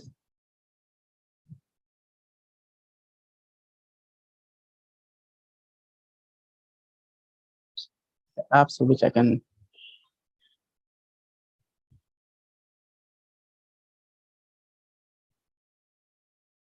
Okay.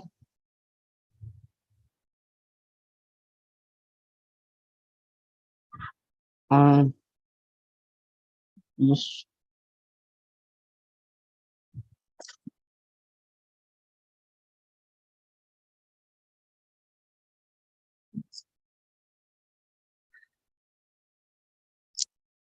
Here is sign APK. In once you click on this, the APK will be signed. And now the question will come: why are we signing the APK? In Android, from Android version 9 and above, so the application, the phones doesn't support unsigned APK. Most of the time, you will get something like APK not installed or some kind of errors. Once you sign this, you won't be getting such kind of errors. The like tools like Mix or there are various other tools also that can be used to sign the application. So let's go to CSI builder. And here is one application. So you can click over here and there's option called sign.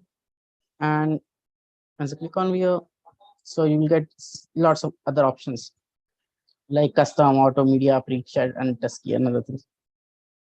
Like I mentioned, you can use self-sign certificate or CSRT, like other kind of certificates that you want. And like ideally click on auto so that it can do everything automatically. And then that's it. We have built a sign certificate. The same that you can do with CLI, but I'm just not doing it CLI because it will take some additional time and we have very limited time for the session or completing the huge kind of course into a very shorter period of time. And secondly, this UI part also saves lots of time.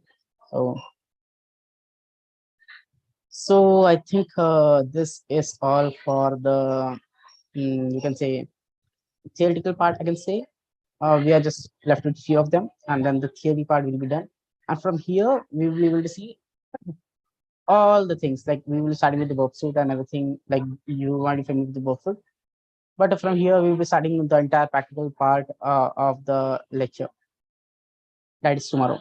Now coming to the winding of the theory part. So when we say about decompilation, okay. So when we say about decompilation, we have seen that we can decompile using JEDEX or APK tool, but that is only applicable to one particular specific type of APK, that is Java or Kotlin based APK. You might be familiar that if you see over here, you will see that it is something like Java or Kotlin like application, similar code you will see in Java. Okay, but it won't be working for React Native, Flutter, or other kind of applications. So what are the other things that you can do? So here's it. So here's a lot of results that I use. So for decompiling the Flutter application, you can there are lots of results that I've shared over here. So here's it. Here you can use such kind of methods through which you can decompile this Flutter application. So first is to detect for how now you will see how to detect Flutter application. So there are lots of files like libflutter.sos. This is a file that you can see in the lib folder once you unzip the file. Like I mentioned, right? If you recollect, you will be able to see you can unzip the file to understand the internal files even though you are not able to read it, but you will be able to understand it. So here is unzipping comes a picture. You can, by unzipping the file, you will understand what kind of application it is. It is a Flutter application, it's a React Native application, it's a Java based application. Based on that, you can understand, okay, should I go with this JEDX, or should I go with some other tool, or some kind of other. So apart from that, we also have something called dat code. So dat code is present. So mostly the most common thing is like the lib file is which is present, libso or libappso or something similar file. So you can, it is very easy to understand, okay, or there's some kind of dart file, then you can clearly understand, okay, this is a Flutter application. If you don't find such things, then you say Android or Kotlin based application. In Android and Kotlin, you will find keywords in Kotlin, you will find keywords of Kotlin. I have one more application, which is Kotlin application. Let me show you. Okay, here's it. So, and apart from this, initially, until like back, like 1 to 1.5 years back, or max 2 years back, we used to have a single APK. Like it was very easier to install set kind of applications. So, but nowadays we have something called split APKs. Like it's not just Java or Kotlin. There's also a difference in the split APK and a single APK. Single APK will have extensions like .apk, but for split APK we have some kind of like extensions like XAPK, APKs, APK, or some like random kind of things that we see in the market. So the first question that comes in the picture mind is that why this split APK? What is the reason from switching from APK to a split APK? And what the hell is this split APK? Because when we nowadays we have Wi-Fi and mobile data in so much that we actually don't share applications or share it and something. But if someone has tried to share an application, and if that is split APK, so you won't be able to install it into the application. So even though if you are able to install it, the probability is very less that it will get installed successfully. And even if you get, and that is also not using a traditional method. We need to use some tools like split APK installer or SAI that is available on Play Store, or we need to use some different commands, or use a laptop or something to install it. If you're going to install it over a phone, then you need to install like split APK installer, some kind of additional application to install it. It's not a normal way installation. But again, come to the same point. Why do we need split APKs? Since initially the Android started with Android 1 or whatever it is, okay, then we are on the verge that we have 13 different variants of Android, and this will be going adding on and on. So the size of this particular application keeps on increasing, because every Android version have a different configuration, different architecture, different we can say prerequisites for every different for making it compatibility. This single APK has all the configurations, and there are lots of countries in the world. So there might be applications where which needs lots of languages, different languages. So all this comes into a single APK. The size of this APK keeps on increasing. To reduce the size, what Google Play Store has come to the approach that we can have something called as split APK, in which the configuration will be split across. So if you see, you might be and you might have encountered at some point of time some applications like give an message that like this, when you try to install a gadget from Play Store, this APK is not compatible with your device. So what does it mean? This means that Play Store is able to check what kind of device are we using, what kind of Android version we are using, what kind of architecture we are using. Based on that, so based on that, the particular configuration is being compiled and provided to your application, so it becomes easier. So you don't actually need to have all the configurations. For example, if I'm using Android 12, so I just need Android 12 configuration, the base APK, and the I want it in English language. So I just need this 3.1, and apart from that, all the other Android versions, like all the rest 12 or 12 Android versions, is not required anymore. So this reduces space, and this is why this kind of APK comes in a picture. But this is a problem for hackers and pen testers, because specifically hackers, because so we have to then convert this and split APK into a single APK, and that's a other process. So let's try to understand this. Let's try to click on zip. Okay, zip, and yes, okay, let me just extract it, show more options, and okay, check here. Oh, shit. Shouldn't have done. I should send right away.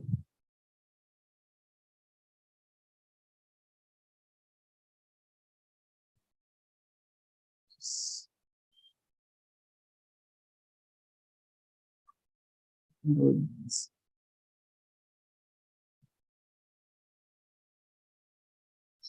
More options. Okay. So this APK I have initially downloaded from the like APK or APK combo kind of website, because this websites want everyone of us to get install this particular application irrespective what kind of platform you're using. So they provide all the configurations. On the other hand, the Play Store doesn't provide all the configurations. So here is it. So if you can see that it is having all different architecture, like uh, this is a 64-bit ARM architecture, and there's like different kind of languages configuration, and then there is something like this. This is the one that we are actually interested in. So you can easily identify if it is Java based application and it is split APK. So people get confused, like instead of so there's so many files, so how do we actually identify? So these config files are no use for us. Even this other files, another manifestation, these are not important. So what we are interested in, we have something called as base APK or the APK with the packaging. So these are two one things that you can understand, or you can also filter it using the file size. The file size which is having the largest, like the biggest file size, is the one which is mostly 99% time it's a actual API that we are looking for. So we are interested in this particular API and we can ignore the rest of them. Okay. Now let's try to open the APK which we have tried and see what kind of framework or what kind of technology is being used. It is very important to understand what kind of technology is being used. Reason being, if you try to do SSL pinning bypass or root prediction bypass, something into a different application like a technology, it won't work. For example, Flutter SSL pinning for Flutter won't work for a Java based or Kotlin based application. See, you might be able to see this Kotlin kind of words are present in the Kotlin X. So it is very easy to understand whether what kind of technology is being used based on such kind of keywords and stuff. Okay. Even if you see in the activity part, I hope we should be able to see some similar words.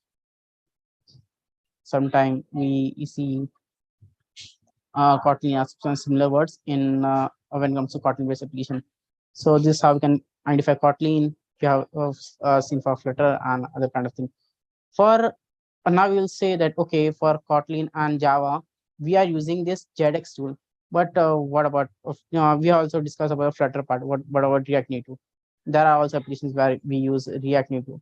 So we have React Native decompiler. So understanding technology is very important, because unless you don't understand technology, you will be using the wrong set of tools. If you're using the wrong set of tools, you will getting the wrong results and you will be in a loop of nowhere. And very few people, to be honest, very few people in this community actually understand the differentiation between these things and which technologies target first. Uh,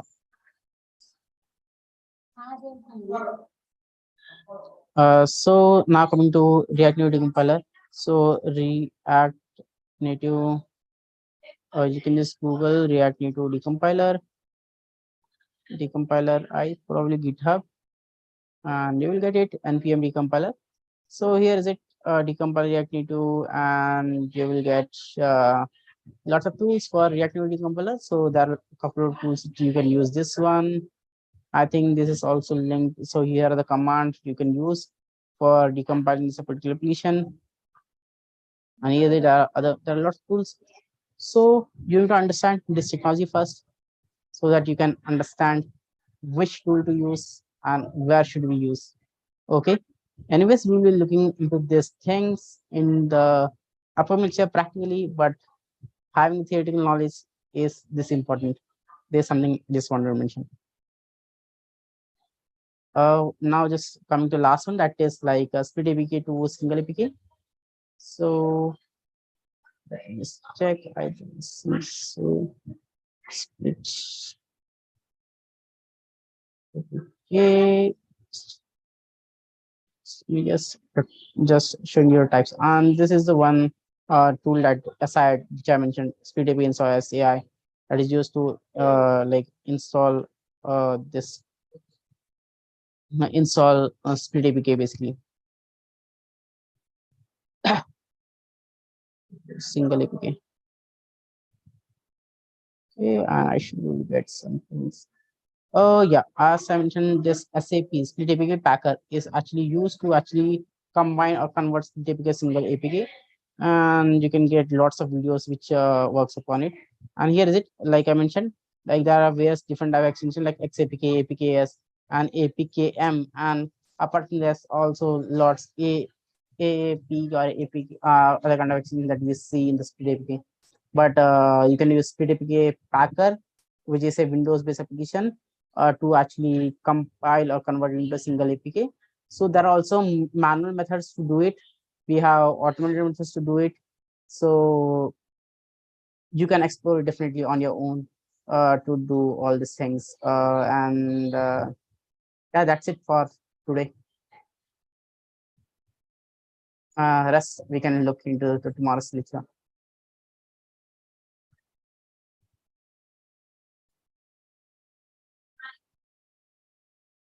Now we can have questions. So you can just ask me questions that you have, and I can take the questions.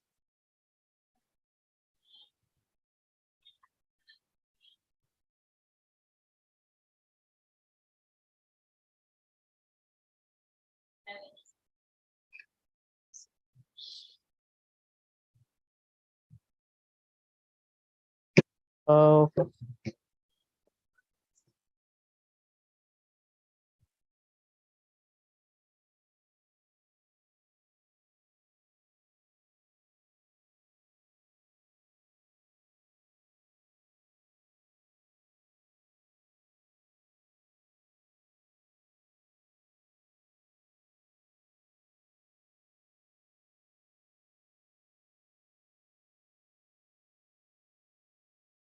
okay, someone is saying that can you share the notes? So notes I can share, but the handwritten notes are not so good. Mostly you won't understand. Yeah, and tomorrow I will be sharing notes. Yuri. Okay, someone is saying without verb. Okay, without verb is nothing. We will be using verb suit for dynamic analysis. Also, we haven't started the practical yet. Today it was a theoretical lecture. So definitely in the practical verb suit is mandate. Verb suit is required for interception and everything. But apart from that, you will be also getting into FIDA, emulator and other kind of stuff tomorrow. And we'll be taking questions of more 5 minutes and then we'll wind up. Till the time, I hope Faizan has shared the quiz with you. And No, sir, I haven't shared yet. I will be sharing just in a moment. Give me. okay, okay. So by the time Faizan is actually getting the quiz link for you, till the time you have questions. And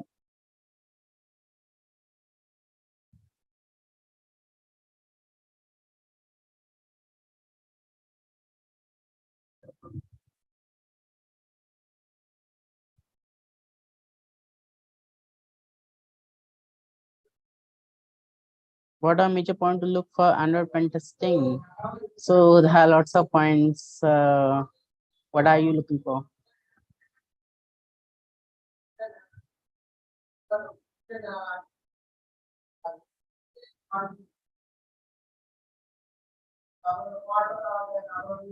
Okay, what should we check in static analysis? When it comes to static analysis, it is like it is you can check for activity, export activities, services, broadcast receivers, content providers. Then we have deep link exploitation, web view.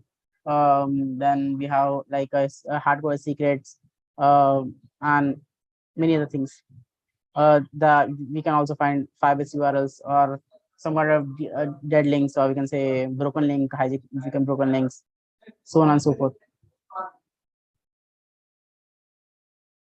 I think Hamid Mohammed, right? I hope I answered your question.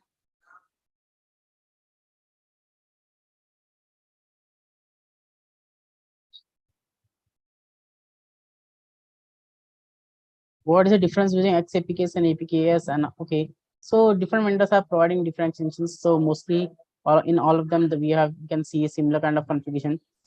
Like I mentioned, one is a base APK, one is a configuration file, and the next are picture, and fourth is language. So these are four types of files that we have and that we can see in the split APKs. Even the extension varies, but ultimately the back of the concept remains same. The four types. Some of the APKs, we can split APK. You can see two or three types. On some, you can see only two types of APK. But ultimately, it is a mixture of this four, like turning up and down, turnaround.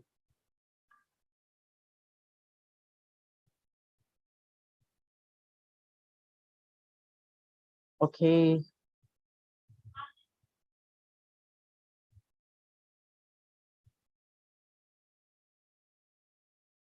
how to check phone IP without physically using it is a method.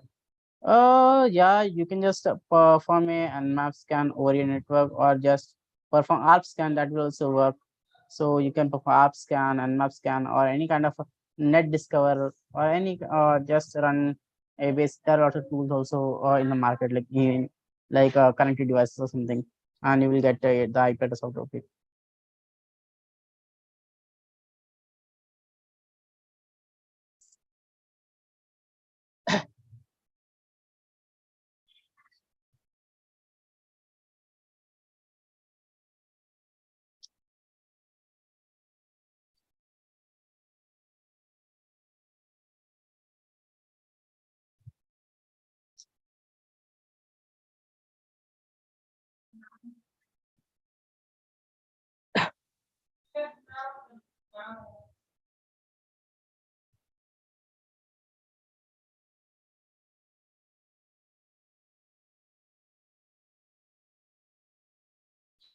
One second.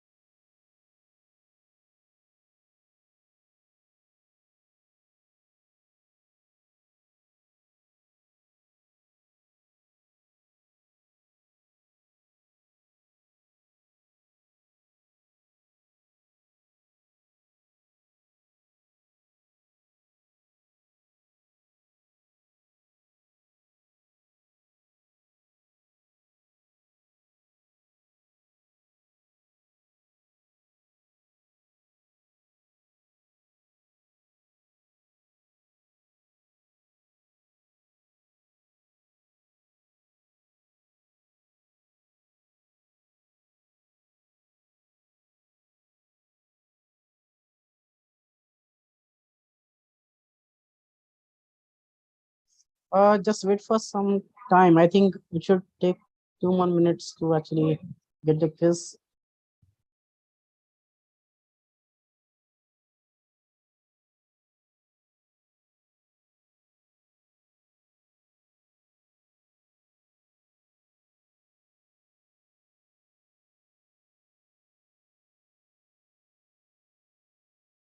I'm getting one question that I didn't get the explanation for on how to get phones IP. I already mentioned this one. We can use multiple tools, like you can use Nmap, you can perform Nmap scan over a network to get the live host, like just ping scan, or you can use ARP scan, or you can use net discover. So there are lots of tools that you can use to get the IP address of the device that are connected to a network, and then you can identify based on that, based on it.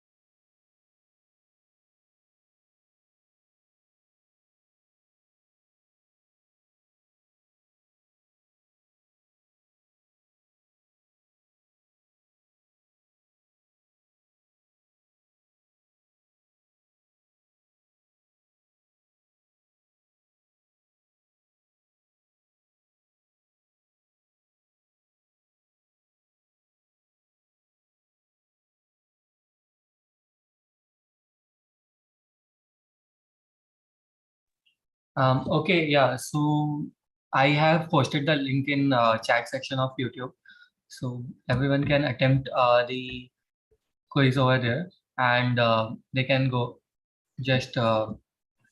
Faizan, Yes, sir. just you have the access to YouTube now, then try to pin the cues in the pin. Try to Yes, just just a moment. I'm doing that. just because it will get lost in the chats. Yes, sir. Also share the feedback form if you have.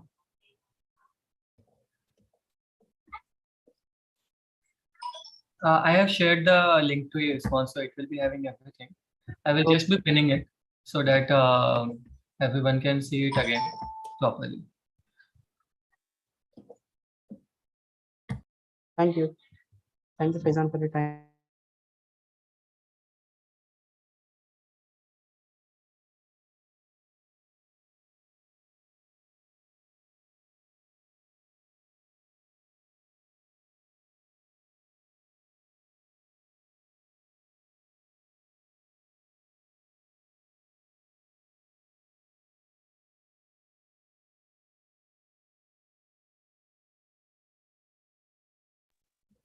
Okay, so I have pinned the link. Everyone can just mark the attendance and share the feedback. I am assuming it's like I have enjoyed the session, so I'm assuming it's really knowledgeable and it was really a amazing session.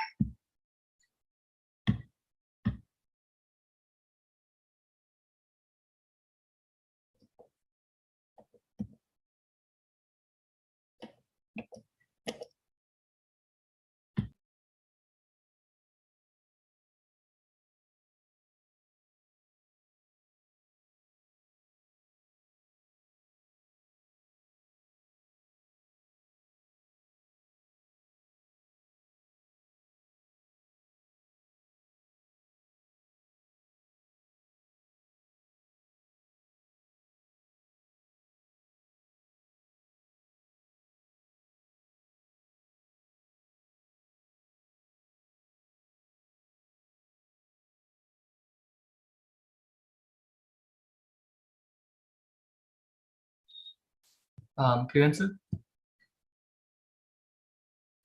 Hello, हाँ Yeah. Faizan. I guess we have a question for you Mm-hmm. in the chat. How do we know if the IP is correct or not? Maybe I will just connect back to you, huh? Okay. IP is correct or not? So you can just identify. See, if it is your particular connection, then you can basically identify it easily based on how many devices you are connected with and what is the manufacturer name. For example, if there's one is a Android phone, one is a PC, one is some kind of MacBook or something, just get a vendor name based on MAC address. Or there are lots of in when you do net discover something now, you also get a vendor name and other kind of other based on that you can identify okay this is the device that you're looking for. Apart from that, if you are trying to connect this thing using ADB, you can just tweak with all the we can say the IP addresses which you connects. You will understand okay this is the right IP address which you're looking for. Apart from that, you can also if you have access to physical device, then you can just check. You can just go to Wi-Fi and in the info part you can check what is the IP address assigned to your phone. So multiple ways to check and verify what is the IP address of the particular device and if it is correct or not. I hope the question answered.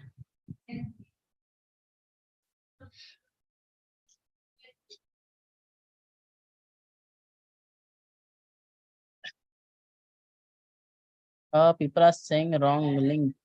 Are you sure if the link is correct? Actually, yeah, there was wrong link pinned in the start, but right Oh, now it's correct. okay, okay, sure. No issue.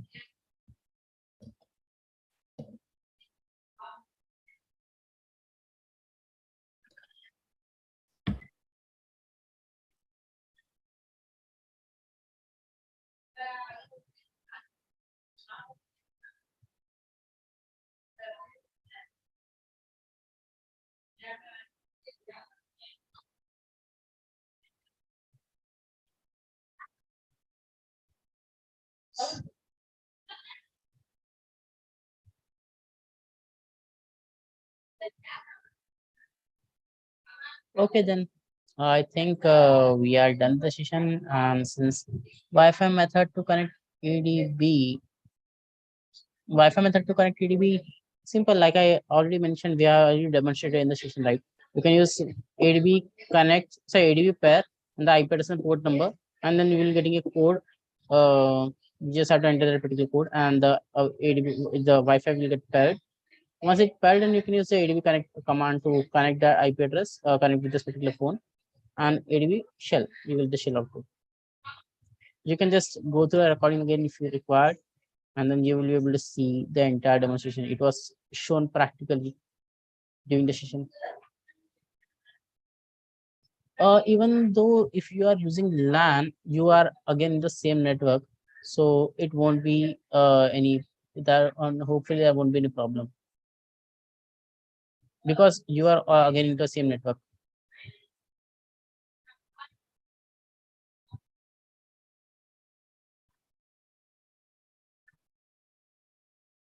Or in case if you still face any problem, then you can just connect it using the USB cable.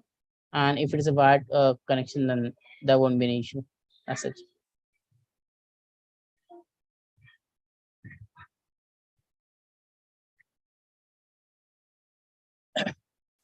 How can we connect your phone IP through phone through IP without local connection?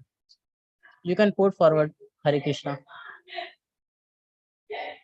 You can do port forwarding, and if you forward, if you just forward your port, then you can easily connect through it.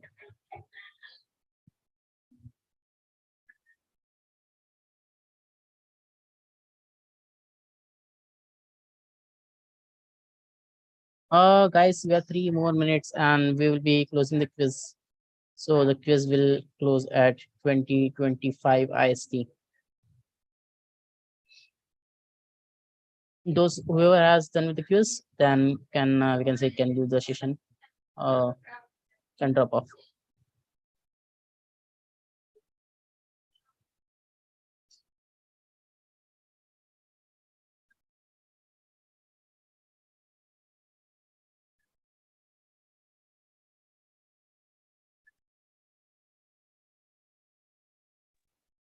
Well, I guess this session was quite a lot for someone beginning for Android pen testing or the Android part. So YouTube recording will be available.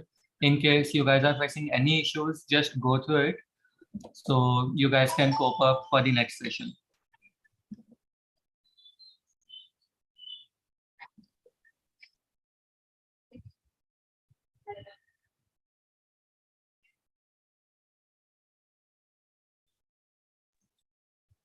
Thanks a lot, Kiran sir, for the session. Okay, We will be ending the live right now, and then we will just close the quiz after 2 minutes. okay, thank you. Thanks a lot, sir. Meet you tomorrow.